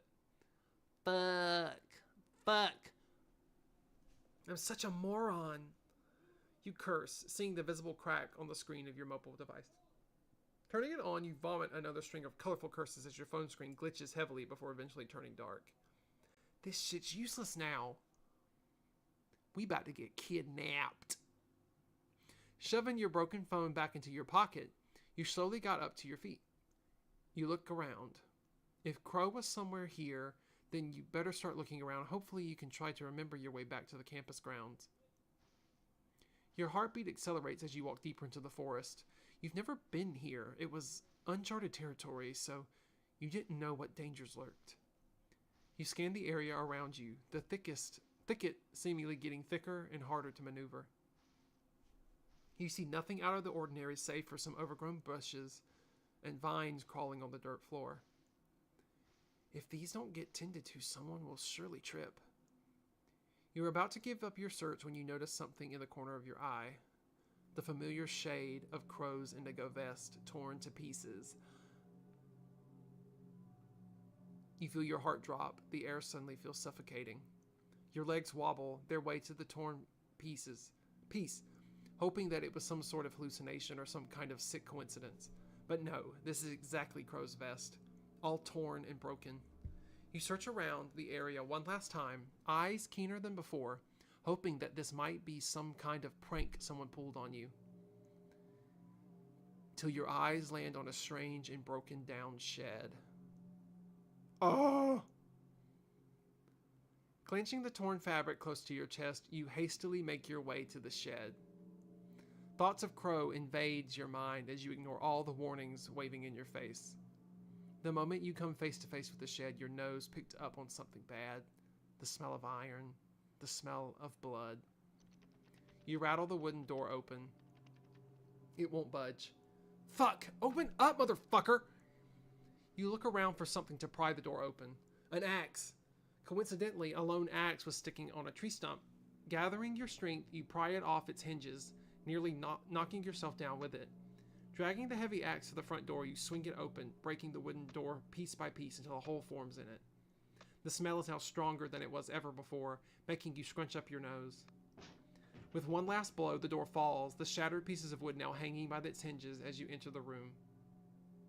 Oh God, chat. You feel your soul leave your body. The strength from your legs disappears as you drop to your knees, the pool of blood staining your skin. The iron-smelling liquid's thick texture made you feel pure disgust as a shiver ran down your spine. Ah! No! No, no, no, no, no, please. Please. God, this couldn't be happening. You want to rip your heart out of your chest. You want to burn this whole forest to ash. Before you lay Crow's corpse, his head is barely attached to his shoulders, and you can clearly see the gaping injury left by something sharp on his neck. Blood dripping from the deepest cut, the red liquid pooling around his lifeless body. His eyes were left open, and you gaze at them, wishing, praying, and hoping that his vibrant azure eyes would smile at you again. But no, his eyes remained dull and soulless. You mutter his name over and over and over, asking him to get up, to talk to you, to tell you what happened, but he didn't. You hear footsteps behind you, accompanied by the clanking of metal before something drops to the ground. You swiftly turn around, meeting the eyes of someone you never expected to see here. Bitch! Bitch!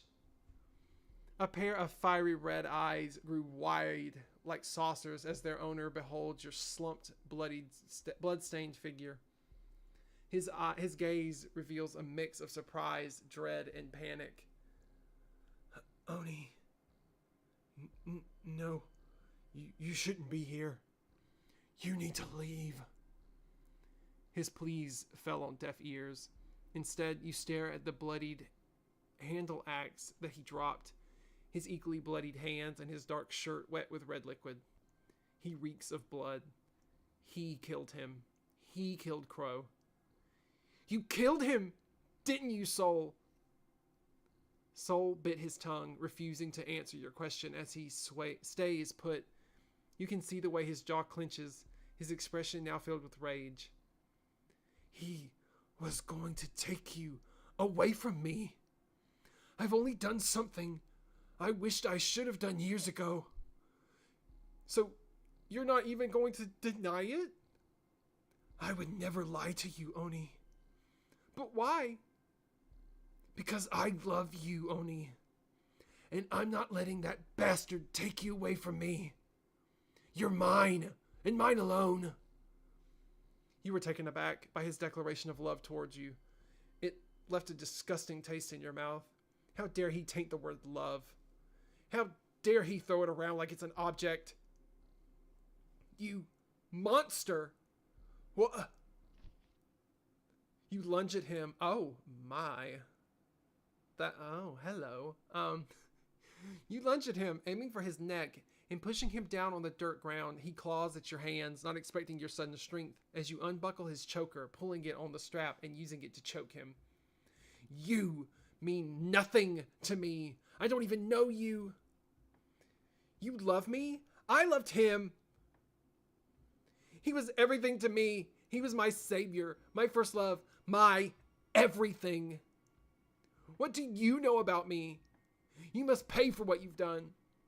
Soul couldn't muster a single word as you kept pulling on the strap around his neck, your vision filled with red, as your desire to take revenge overwhelms you. The strength in his hands weakens as Soul loses air.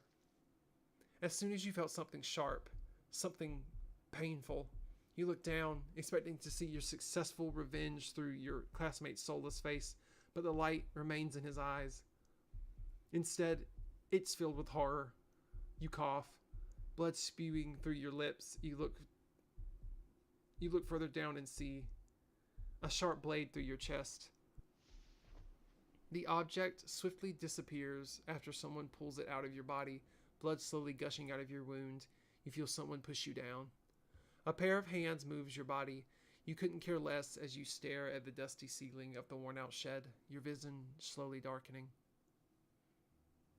From the corner of your eye, you can make out the blurry figure of the man you've come to befriend the day before. A few droplets of something wet splatter on your cheek.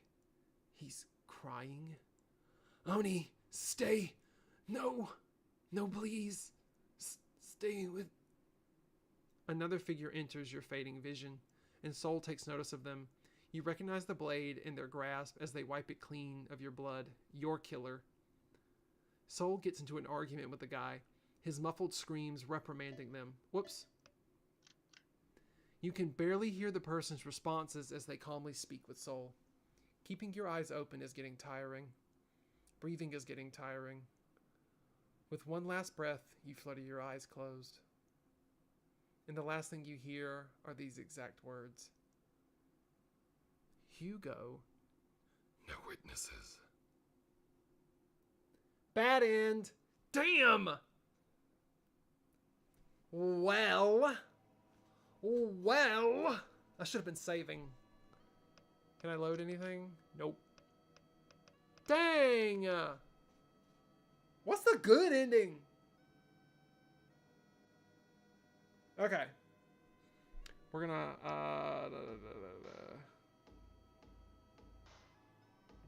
Okay, those are pages. Okay, so let's see. Let's do start. Yes. We're gonna skip through this.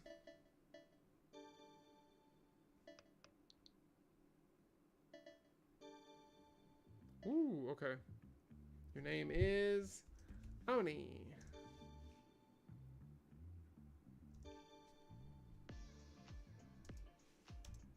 Your last name is Balagny.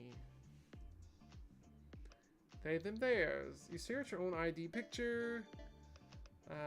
Let's do masculine this time. Does it seem right? Yes. Okay. So we will skip to the first time. Okay. So in the last playthrough, I know who the F is Hugo. In the last playthrough, we went with them. So let's go to the library and see what we can see, okay? I'll head to the library today. With a hand on her hip, Brittany stares at you as if waiting for you to change your mind. Seeing that your decision is set, she loosens a sigh. Brittany wordlessly turns on her heel and walks out of the classroom, the rest of her friends following behind her. Crow, however, stayed in his exact same spot right next to you. Noticing this, Geo, the one in the hoodie, stops. Crow. Huh? Oh, be right there. Crow pauses shortly to sneak a look at you before walking towards Geo, his movements slow and hesitant to leave your side. Although Crow did not give you a farewell glance before reaching his friend, it was Geo who glares at you over his shoulder. His gaze was intimidating and intense. It reminds you of the way predators look at their prey. Now he's gonna kill us. You felt your heart stop beating for a moment. Confused by his apparent stillness, Crow was about to question his blue-haired companion, but Geo waved his hand dismissively. Before Crow could notice anything, Geo breaks his gaze away from yours and ushers his friends out of the class. You let out a breath you didn't know you were holding. What was that about? He gave me nothing but short glances and glares since I've met him. Maybe I'm not suited to be part of their group. You shake away the negative thoughts attempting to plague your mind. Returning to your original plan, you packed up your things and proceeded to head out. Next stop, the library. I'm familiar with that. The rowdy hallway buzzed with noise as sweaty and tired students made their way to their respective classes, some presumably headed to the cafeteria for a break. Several were headed to the same direction you were walking. With the library door within your reach, a smile etched on your face. You opened the door, immediately greeted by the familiar scent of coffee and library books. You've always been awed by your university's fancy facilities. In fact, the library surprisingly operates as a small cafe, serving coffee to the students who need it early in the morning until the afternoon. It is a huge hit amongst everyone, and you understand why. Caffeine is the fuel to a college student's weary soul. The aroma of coffee somehow lightens your mood. Anticipating a short moment of peace within the library, you made your way towards your usual seat by the large window near the cafe section. Your mood dropped when you spotted an unfamiliar face occupying the chair you've come to favor. You groaned. Just great. What should I do about this? Oh, we're going to sit by him. But first, I'm going to save, because I didn't save last time because I'm an idiot. We sitting by him. You don't feel like talking to him or causing trouble on your end. With a sigh, you give up the thought of getting your seat back as you drag the spare chair and placed it beside him. He looks at you from the corner of his eye. You thought he would say something, but he didn't seem to mind since he brought his attention back to his book. You continue with your report, occasionally tapping your pen on the paper with furrowed brows. You were thinking too hard for this stupid task, but your brain came up empty for words. You feel him glance at you from time to time, but you pay no mind to him now that your report took priority.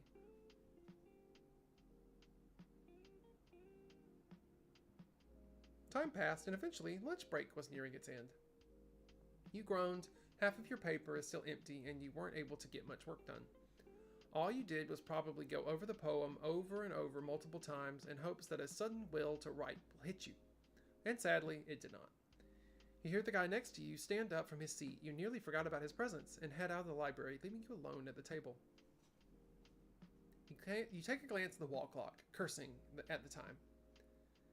Seeing that there's no point in wasting more time here, you made your way out of the library as well. Once you reached the hallway, the stranger from the library was already gone, but what surprised you was Crow's presence, followed by the same group of friends you saw this morning. Only that Brittany's uniform is covered with what seems to be a mix of ketchup, mustard, and a variety of oils, while Jess tries her best to wipe them off her. What the fuck happened in the cafeteria? Oni, I was about to check up on you. How are you feeling? Doing fine. I just mad I didn't get much work done on my paper. You can always come to me for help, Oni. You give Crow a smile, thankful for his will to help, before turning to Brittany. The said girl notices your gaze on her and just lets out a huff. She seems embarrassed. I'm doing fine, although... You turn your gaze to the blonde beside him. Crow followed your line of sight and scratches his cheek, a drop of sweat rolling down his neck. Sensing your curiosity, he turns to Brittany. The blonde woman just waves him off, refusing to meet his eyes. Taking that as a sign to proceed, Crow explains. Things went a bit hectic in the cafeteria. A food fight broke out. And it was the best food fight ever! You should have seen the face of that red-headed bitch who slammed ketchup on her uniform. Daryl jumped in the conversation, startling you and Crow at his sudden appearance. An annoyed expression made its way onto Crow's face. You nearly got all of us in trouble, Daryl. I'm just glad we got ourselves out of there before things got worse. Yeah, our knight in shining armor, Mr. Ichabod, always to the rescue. Really making us use of your title as school rep, huh? Daryl gives Crow a little nudge. The said man just rolls his eyes. But you've got to admit the look on Pinkie Pie was fucking hilarious, right, Britt? You and Daryl turn to Brittany, some of the sauce on her uniform gone, leaving nothing but stains on it. A small smirk formed on her lips as she recalled the earlier events. Well, I can't deny that it felt good having to fight back. Daryl gives a toothy smile at the blonde woman, which he returns with her own snarky smile. Crow only rolls his eyes, shaking his head at the two troublemakers. Contrary to his visible disagreement, you couldn't help but notice the small smile on his face, as if he's proud of them despite the trouble they caused. As you observe them, you notice something amiss, or rather someone amiss. Just seems to catch on to your confusion at their lack of numbers and steps up to explain. If you're looking for Gio, he said he was going somewhere else. I'm not quite sure where, though. I see. Not that I was actively trying to look for the guy. He actually scares me. You recall the look he gave you right before you left the library. Just remembering it sends a shiver down your spine. You consider tugging on Crow's sleeve, wanting to seek for answers about his other friend, but seeing how he's going along with the group with genuine smile on his face, you bite your lower lip. You couldn't bear to ruin the mood. I should head to my next class. Not sparing them any more of your time, you swiftly turn on your heel and rush out of the scene. Ah, they're quite a runner, aren't they? Daryl perks up beside Crow's solemn face while the two stare at your departing form. Crow sighs and looks down on the floor. I don't know what I'm doing wrong. The taller jock says nothing but gives his friend a look of pity, rubbing Crow's back as he tries to think of something, anything, to reassure the man next to him. Daryl's eyes suddenly lit up, a smile appearing on his face. Taking advantage of Crow's vulnerability, he swiftly snatches his friend's phone away from his pocket, the latter not even batting an eye at his phone that was taken. Instead, he questions him. The jock simply messes with his phone, his tongue sticking out from the corner of his lips. What are you doing? Trying to fix your love life. You're welcome, by the way. What are you even talking about? Crow's eyes grow wide at the block of text Daryl showed him. Give that back. Daryl simply laughs at Crow's failed attempts at getting his phone back. Daryl waves Crow's blue mobile phone in the air. You've got no choice, Crow. I've already sent the message. Ugh, Daryl, you sneaky bastard. You'll call me your favorite wingman after this. The jock winks. A few feet away from the man, Brittany and Jess simply observe the two men. They turn to each other and shrug, wondering what Daryl could have done to get Crow flustered like that.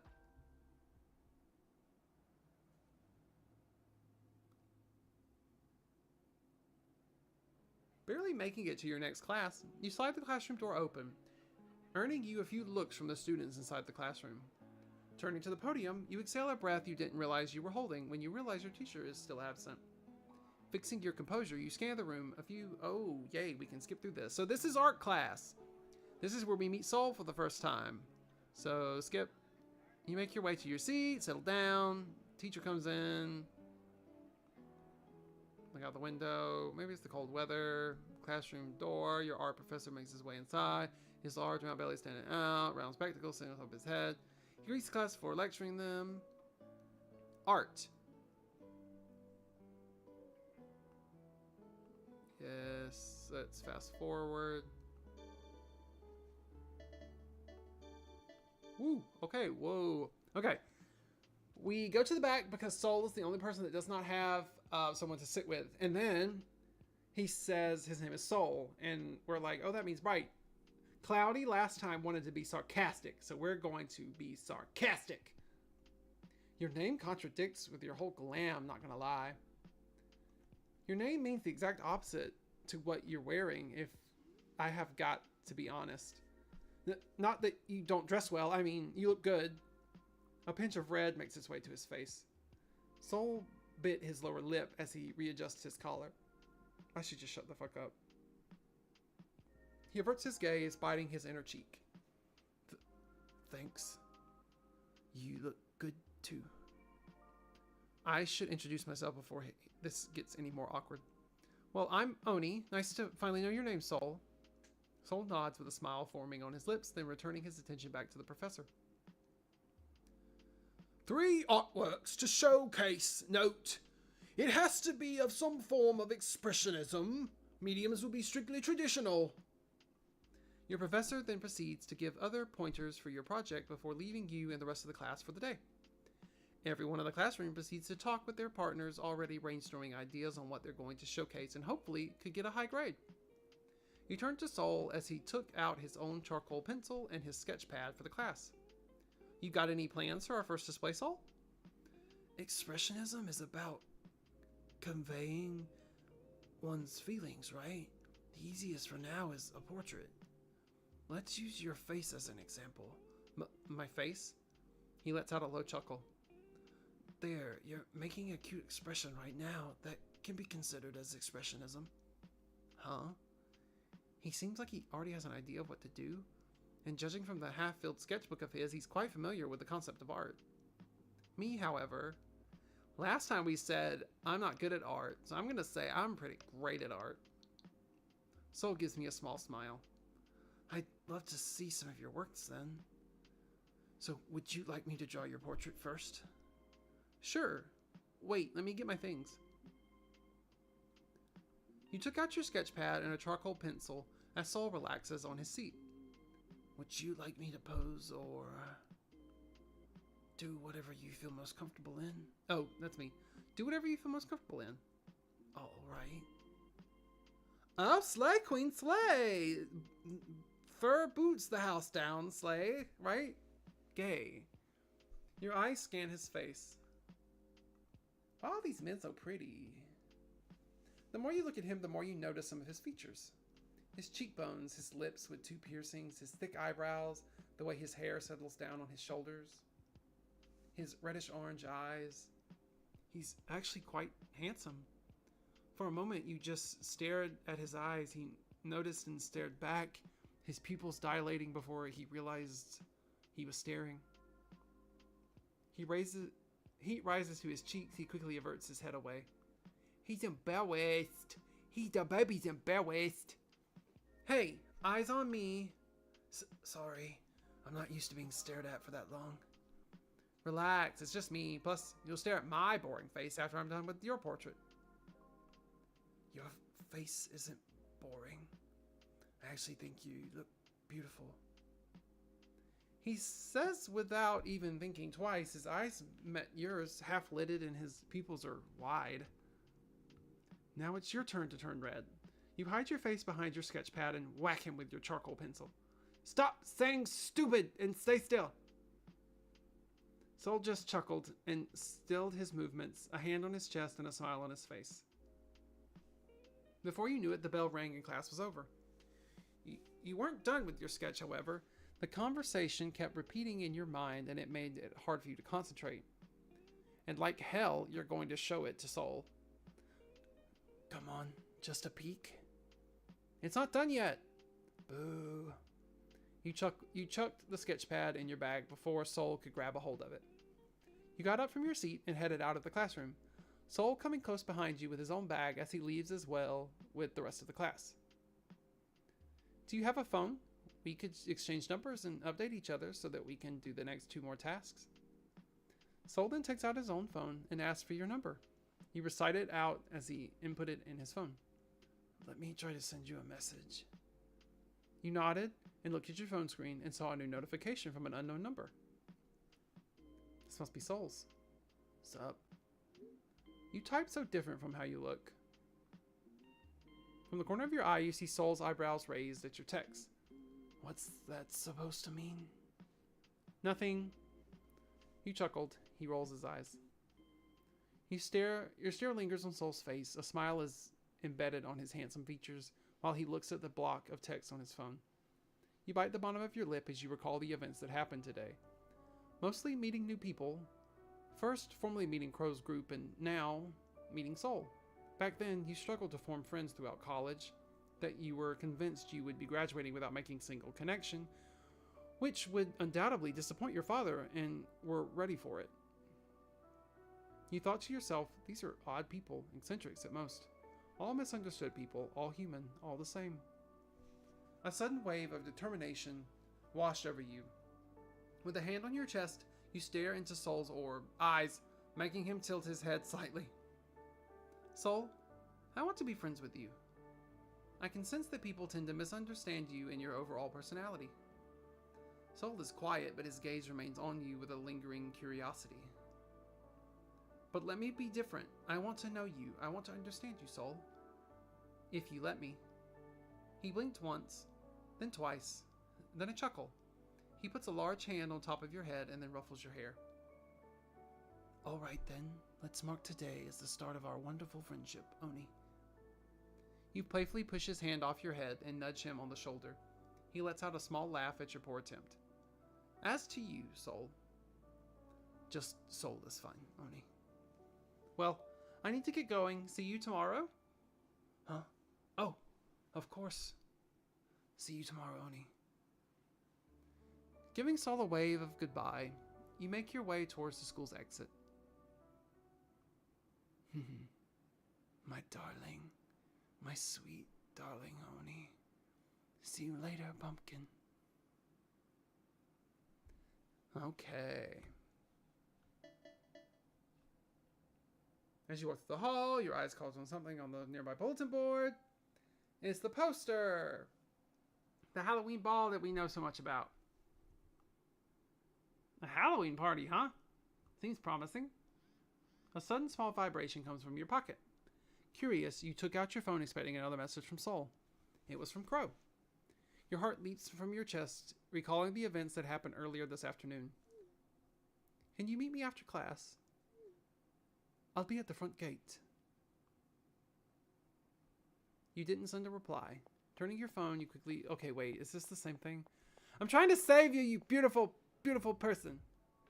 You approach the school's gate, keeping an eye out for your friend. There he is in all his glory. Nervous with each step. Okay, this is where he asks for composing himself properly. So you wanted to see me? Yes, lifting his bag from the floor. I'd like to take you somewhere. It's a bit near the park. I'll lead if you let me. We will take his hand, because we took his arm last time. You know what? Oops. I'm a save. Take his hand. You took his hand in return. Crow wraps his fingers around yours. His nervous smile melts into a genuine and happier one before he leads the both of you away from the school's gate into the streets. By the time you and Crow make it to the park, it's already... Okay, this is... Okay. Boo-doo-doo-doo-doo-doo. I do believe we will save, return, bless and lay in the soil, the goddess, and then the next was we're going to hug him, chat, hug.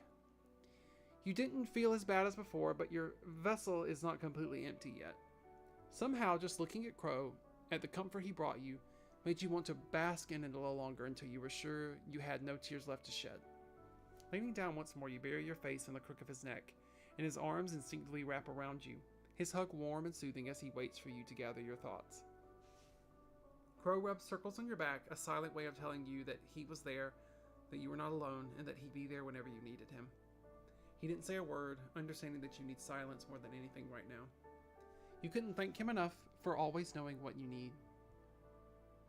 You have no idea exactly how long you remained in the embrace while laying down on the grass, but you feel a lot better than you are ready to get back up on your feet. You pull away, meeting Crow's eyes that seem to ask after your well-being. I know, boo. Sorry. I'm trying to save him. I don't want my baby to die. Fixing his collar, he turns to you. Are you good to go? You can read that just from his gaze. You nod slightly. He completely releases you from his embrace, helping you sit up before he dusts off the grass that stuck to his shirt. He gives you a once-over and gently swats away the leaves in your hair and clothes. You blink at him. He only smiles at you.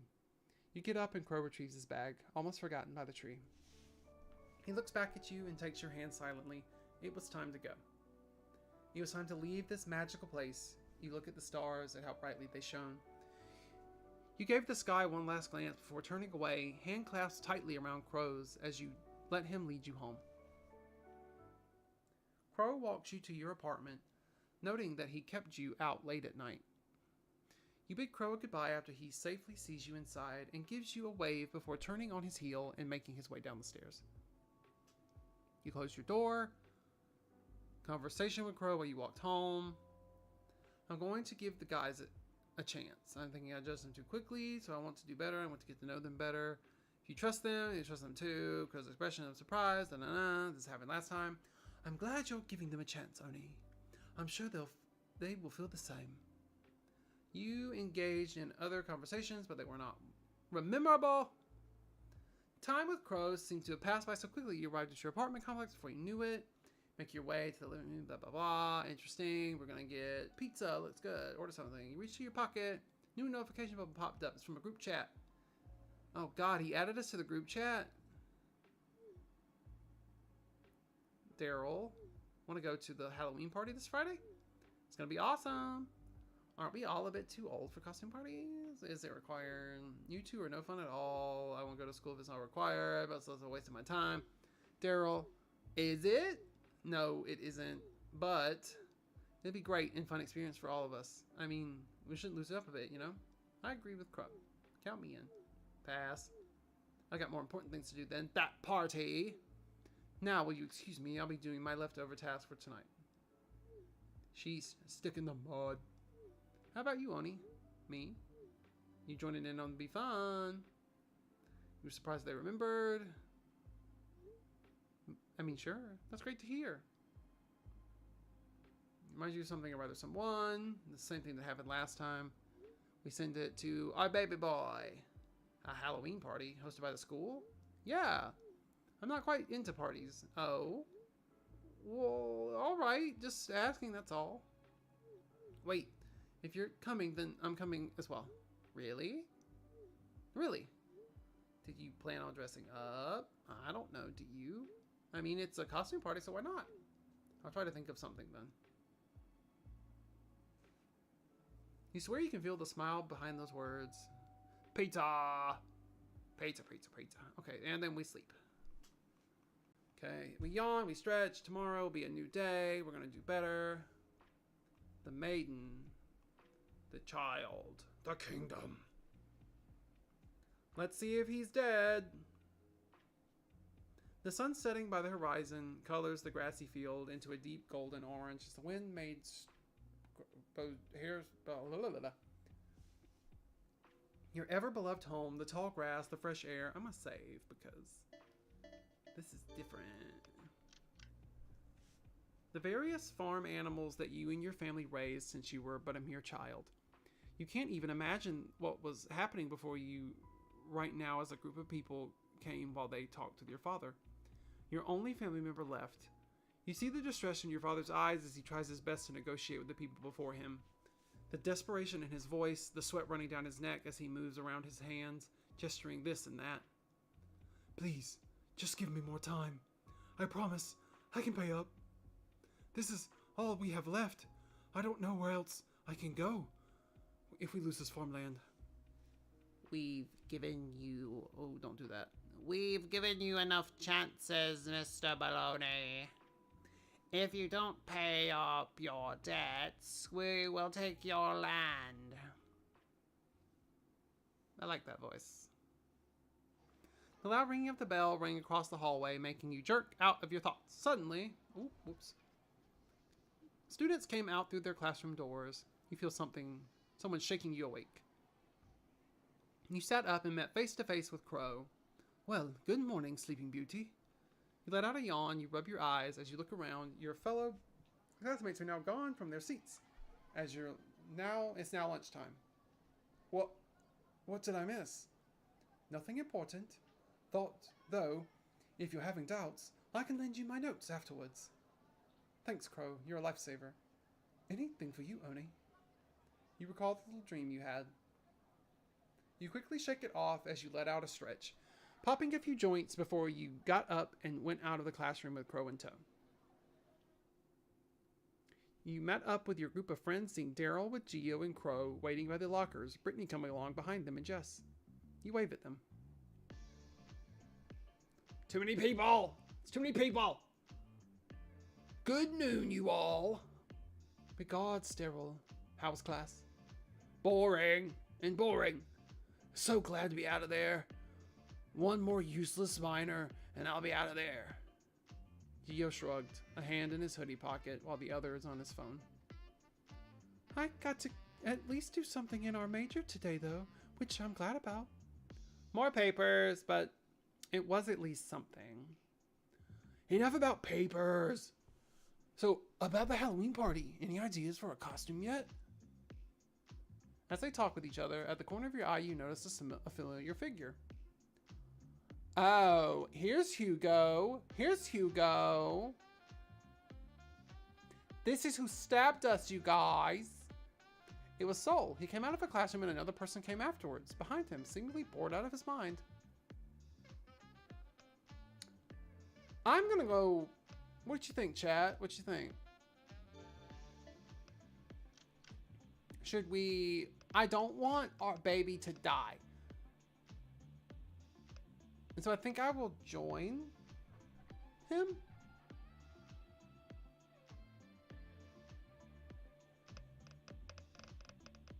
I don't like choices. I'm gonna join. I'm gonna join.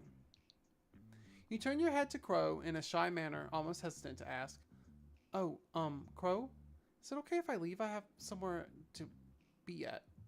"Is that so?" There was a slight disappointment in his voice, but he lets you continue on. "Yeah, sorry, I couldn't hang out." "Nonsense. I'll see you after lunch instead then, Oni." "If ever you're interested, of course." "Sure thing." You give Crow one last smile before heading over to where Sol and his companion is. You walk towards the two individuals. They seem to be in a deep conversation. However, Sol noticed your presence and stopped talking, his attention now on you. His companion noticed the change in his friend's demeanor and follows his gaze as it lands on you. The shorter male greeted you with a smile. "Hi there. You're friends with Sunny?" "Sunny?" "Sunny." He pats Sol on the back, causing the taller male to jerk slightly forward. Sol gives him an irritated look, observing the way his face is slowly turning red. "You know, because he's such a sunshine. He's Sunny." You let out a small giggle, shifting your eyes towards Sol as he catches your gaze on him. Upon landing your eye contact, Sol quickly averts his gaze away from yours, holding up his hand as he tries his hardest to hide his face away. "Like a nickname?" "Yes. Sunny loves the nickname I gave him. Right, Sunny?" Sol remains silent, still refusing to meet your gaze. "That's adorable." For a moment, the three of you were silent before the shorter male speaks up once more. "You sure have taste, Sunny. They're pretty. They're very pretty, like you said."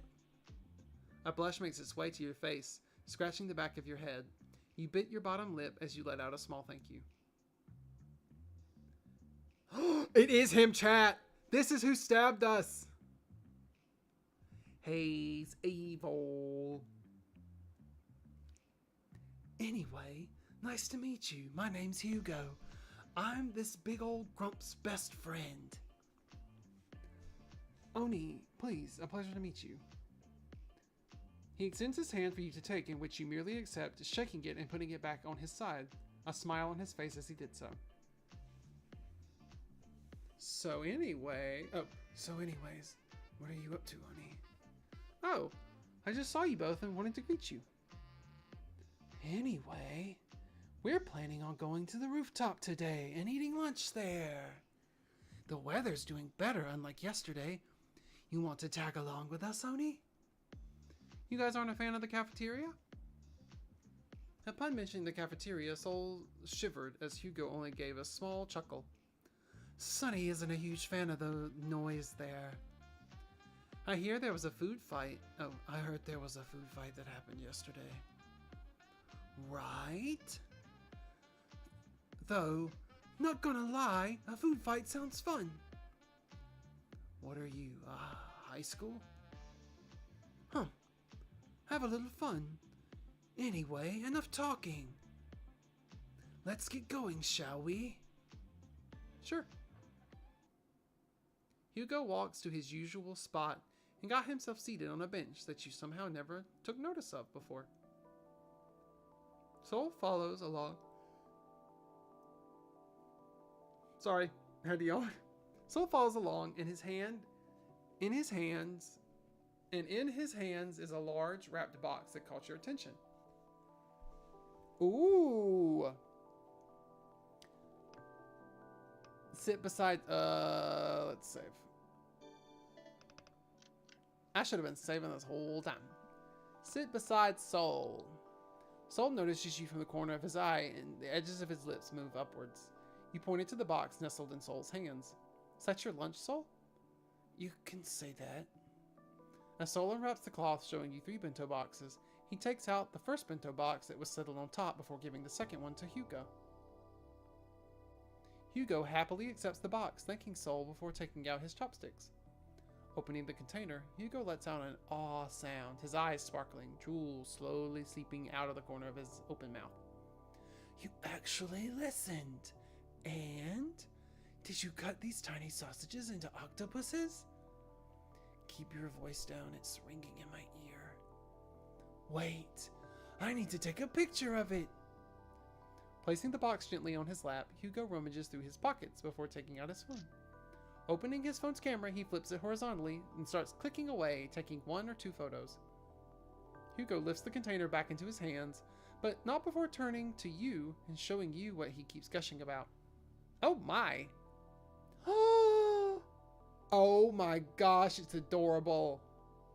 This makes up for him stabbing us, right? It's okay if he's a murderer. Look at how cute he makes his bento boxes. Isn't it adorable, Oni? There, you see various ranges.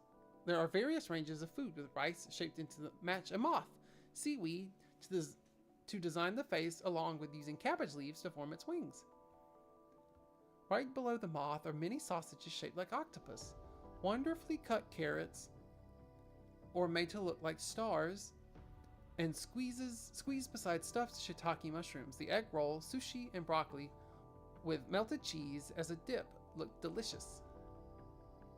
I almost feel too bad to eat it, especially on how cute this little guy is. Hugo points at the silk moth-shaped rice. I don't know what that says. Okay. I'm just gonna say that he's saying itadakimasu. Without wasting another second, Hugo starts digging in, scruffing down the rice like a wild, hungry animal. Soul did make the bento. I'm sorry. That's right. Soul didn't stab us. Hugo did. My bad. My B. But still, he did almost behead. Soul did almost behead the love of our life. So like, this is it counteracts that, right? Like this is, he beheads. He loves this. Look. Did you make this by yourself, Soul? You can say that. Soul answers, opening his own container. You thought you'd see another form of food art made by Soul himself within the container, but instead is greeted by a simple ham and cheese sandwich. He takes out a slice, but before he can take a bite, he turns to you. Have you eaten, Oni? No, I haven't actually. He gonna give me some of that food. Soul's eyes went wide, and Hugo gave you a shocked look. Before you knew it, Soul takes out another box and sets it in your lap. Manipulation. You can have this. It's an extra. Why do you have an extra? I didn't like how this looked, but I figured I'd let Hugo finish it. It's a waste of ingredients. Ah, you don't have to, Soul, really. No, I insist. Oh, for fuck's sake, just eat the same box. Hugo, who clearly had enough of the back and forth banter, suggests the idea before returning to his own box. Soul hesitates, but he eventually takes out a spoon and fork, handing them to you. Oh my god, chat! Okay, are we gonna tease him? I think he likes being teased. Should we tease him or should we take a bite of the bento? Are we going to do a little teasy tease? Or are we going to bite his bento? I'd bite his bento.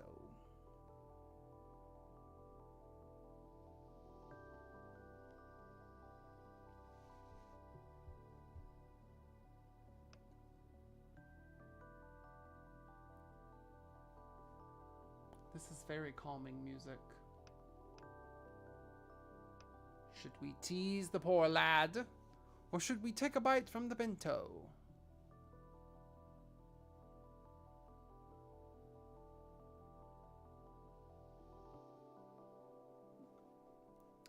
I will say, for this to have been a game that I got essentially you can get this game for free.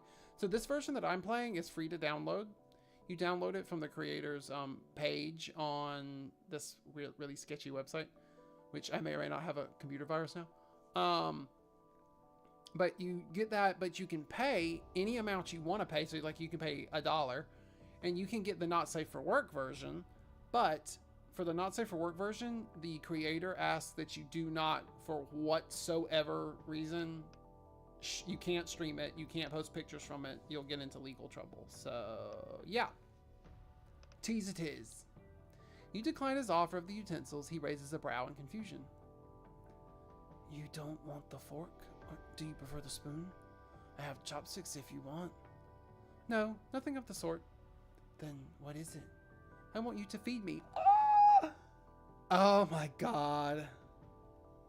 Soul's breath hitched and his face went bright red at your wild suggestion. Love Hugo in the back. Hugo gives you both a side eye. I'm obsessed with Hugo. Yes, TT. Legal trouble. They will sue your ass. Your proclamation was enough for him to actually stop eating, shooting you both judgmental looks as if saying, really, right in front of my bento box. He scoots a bit away from the two of you, not wanting to be a part of your little fiasco as he returns to his meal. Soul, however, was nervous for a bit, his eyes still transfixed on yours, still couldn't believe what you asked from him. Are you going to keep staring at them or what? Shut up. I'll feed them. Soul takes the spoon in his hand. Soul takes the spoon a little bit too harshly, scoops out some rice and a piece of the sausage. I'll take a little piece of this sausage. His whole face turning red to the point it reaches to the tips of his ears. With a shaky hand, he lifts the spoon for you to take. You take a bite and chewed. The mixture of flavors, how the rice remains warm and fluffy, and the sausage's savory taste helps balance it out, sends a tingling feeling down your spine from your mouth. It's amazing. It's delicious. Soul, this is really good. Hugo nods along with you with gusto, food stuffed into one cheek like a hamster. I know, right? You'd honestly be surprised. Soul. Chat, I'm not even asking you. Love you guys to death, but he would make a great house husband. Soul's eyes widen at your declaration. You really think so? I do think so. Do you? Soul is my house husband material, Oni. He can cook, he can clean, he can do anything. I'd rather not be your own personal butler. That was a compliment! The two banter, but you couldn't help looking at Soul and the way his eyes sparkle. They almost remind you of bright fireworks during the new year. Hugo eventually finishes his own bento, tucking it away and wrapping it back up. Standing up from the bench, Hugo stretched out his limbs and paced a few steps forward before turning to look at you and Soul with his hands on his hips. Is this what you guys do every day? Or at least when you both get together? You raised a question. Hugo turns his head to you with a slight tilt. What do you mean? You mean Soul giving me lunch? Yeah, he just keeps forgetting to bring us home. Hugo pouts. And you never finish yours, so I do the honor of ever finishing good food. Thank you very much. Those bento box art. What inspired them, if you don't mind me asking? Oh, you don't know? Shut it, Go-Go. Go-Go? Oh, now? We're using the nicknames now, Sonny. How sweet of you. You see here, Oni, my old pal here just makes food art like the typical artist that he is. But he never bothers to finish it, must us eat it. And he really loves cute things like... With a finger under his chin, Hugo ponders for a short moment before trying to remember something from the top of his head, but to no avail. He turns to his friend, his arms crossed, seemingly uninterested in answering whatever inquiry Hugo's going to throw at him. What was the name of your plush horse, Sonny? Like hell am I answering that. Boo. He owns a plush horse. Soul owns plushies. Soul bites his lip, his face turning red upon the reveal of his little secret. That's so cute. You're just full of surprises, Soul. He says nothing as he fixes his choker, the red blood tinting his face, making his way to the tips of his ears. But appreciates your compliment nonetheless. Looks can be deceiving. Oh, we know. You stabbed us last time. This makes you wonder, why do people never bother to notice him? Why don't people want to get to know him? Maybe they just never gave him the chance because of how he looks, not to mention his intimidating height. But he isn't like that at all. In fact, he can be considerate as a gentle giant. Time passes for a while, and now Hugo and Soul are both leaning against the railings, observing the view below them. Curious, you make your way over to where they are. Hugo and Soul seem to be looking at something below, their faces solemn and serious. Hugo's face is blank, while Soul's expression is a mixture of irritation and aggravation.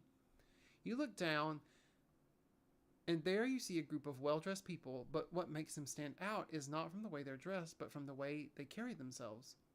They're clearly not from here. But the school's logo on their uniform chest pocket says otherwise. They look so fancy. They look rich. Dangerous. You couldn't help but hold your gaze on the tallest one of the group. An adult man, you're guessing that he must be a staff member, maybe a teacher, but what sticks out about him is the eye patch on his face and a large scar beneath it. It sends a shiver down your spine. High-class mugs. Soul exclaims, pure disgust coating his tone, not hiding it a single bit as he pulls away from the railing and returns to the benches where you were last seated. High class? Ah, you don't know about the hierarchy, Oni? No, not that I'm aware of. This is the first time I've ever heard of it. How come I haven't heard of or seen one of them throughout my school years here? Hugo lets out a low chuckle, his attention still on the group below. Then his gaze darkened. The usual happy-go-lucky attitude you've come to know disappears in a flash, as if the person before you was a whole different person. I don't blame you. No one likes talking about them anyway. Oh, we got some animation. So that is where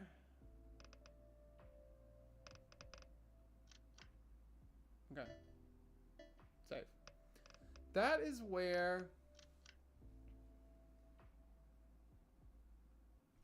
we will be putting a pause on it.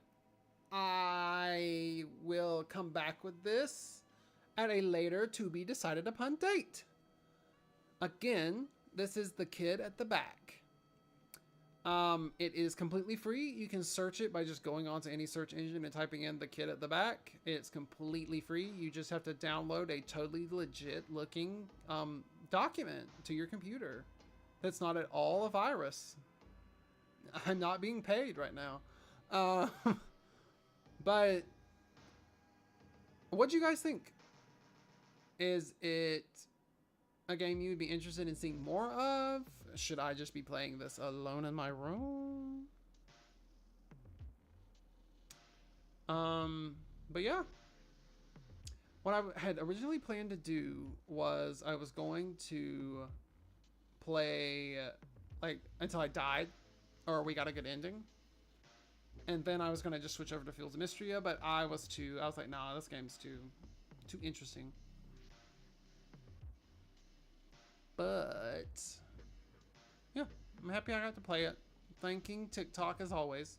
Actually, the TikTok that I saw this on was from the creator of A Date with Death. They actually reposted the TikTok about this game. And I was like, oh, well, if the person that does A Date with Death is like, this is legit. I was like, it can't be bad. So that's why I wanted to try it out.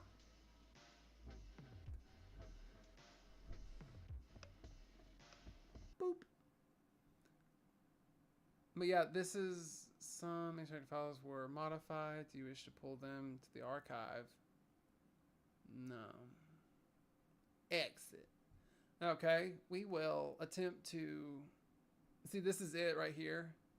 That's legit, right? But yeah, so thank you again for. Let me turn that down first. Thank you so much again for coming and hanging out with me while I play my silly little games. There's no fight left in But yeah, me.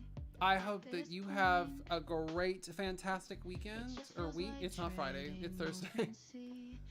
I hope you have a good weekend, a good Friday, and a good weekend. But yeah, as always, I will see you when I see you. And yeah, so love you all. Bye.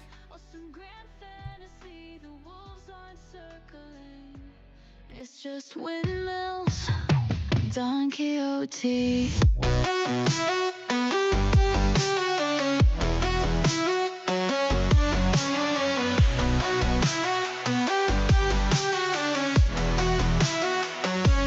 Tear-stained cheeks have never been a prettier sight to see.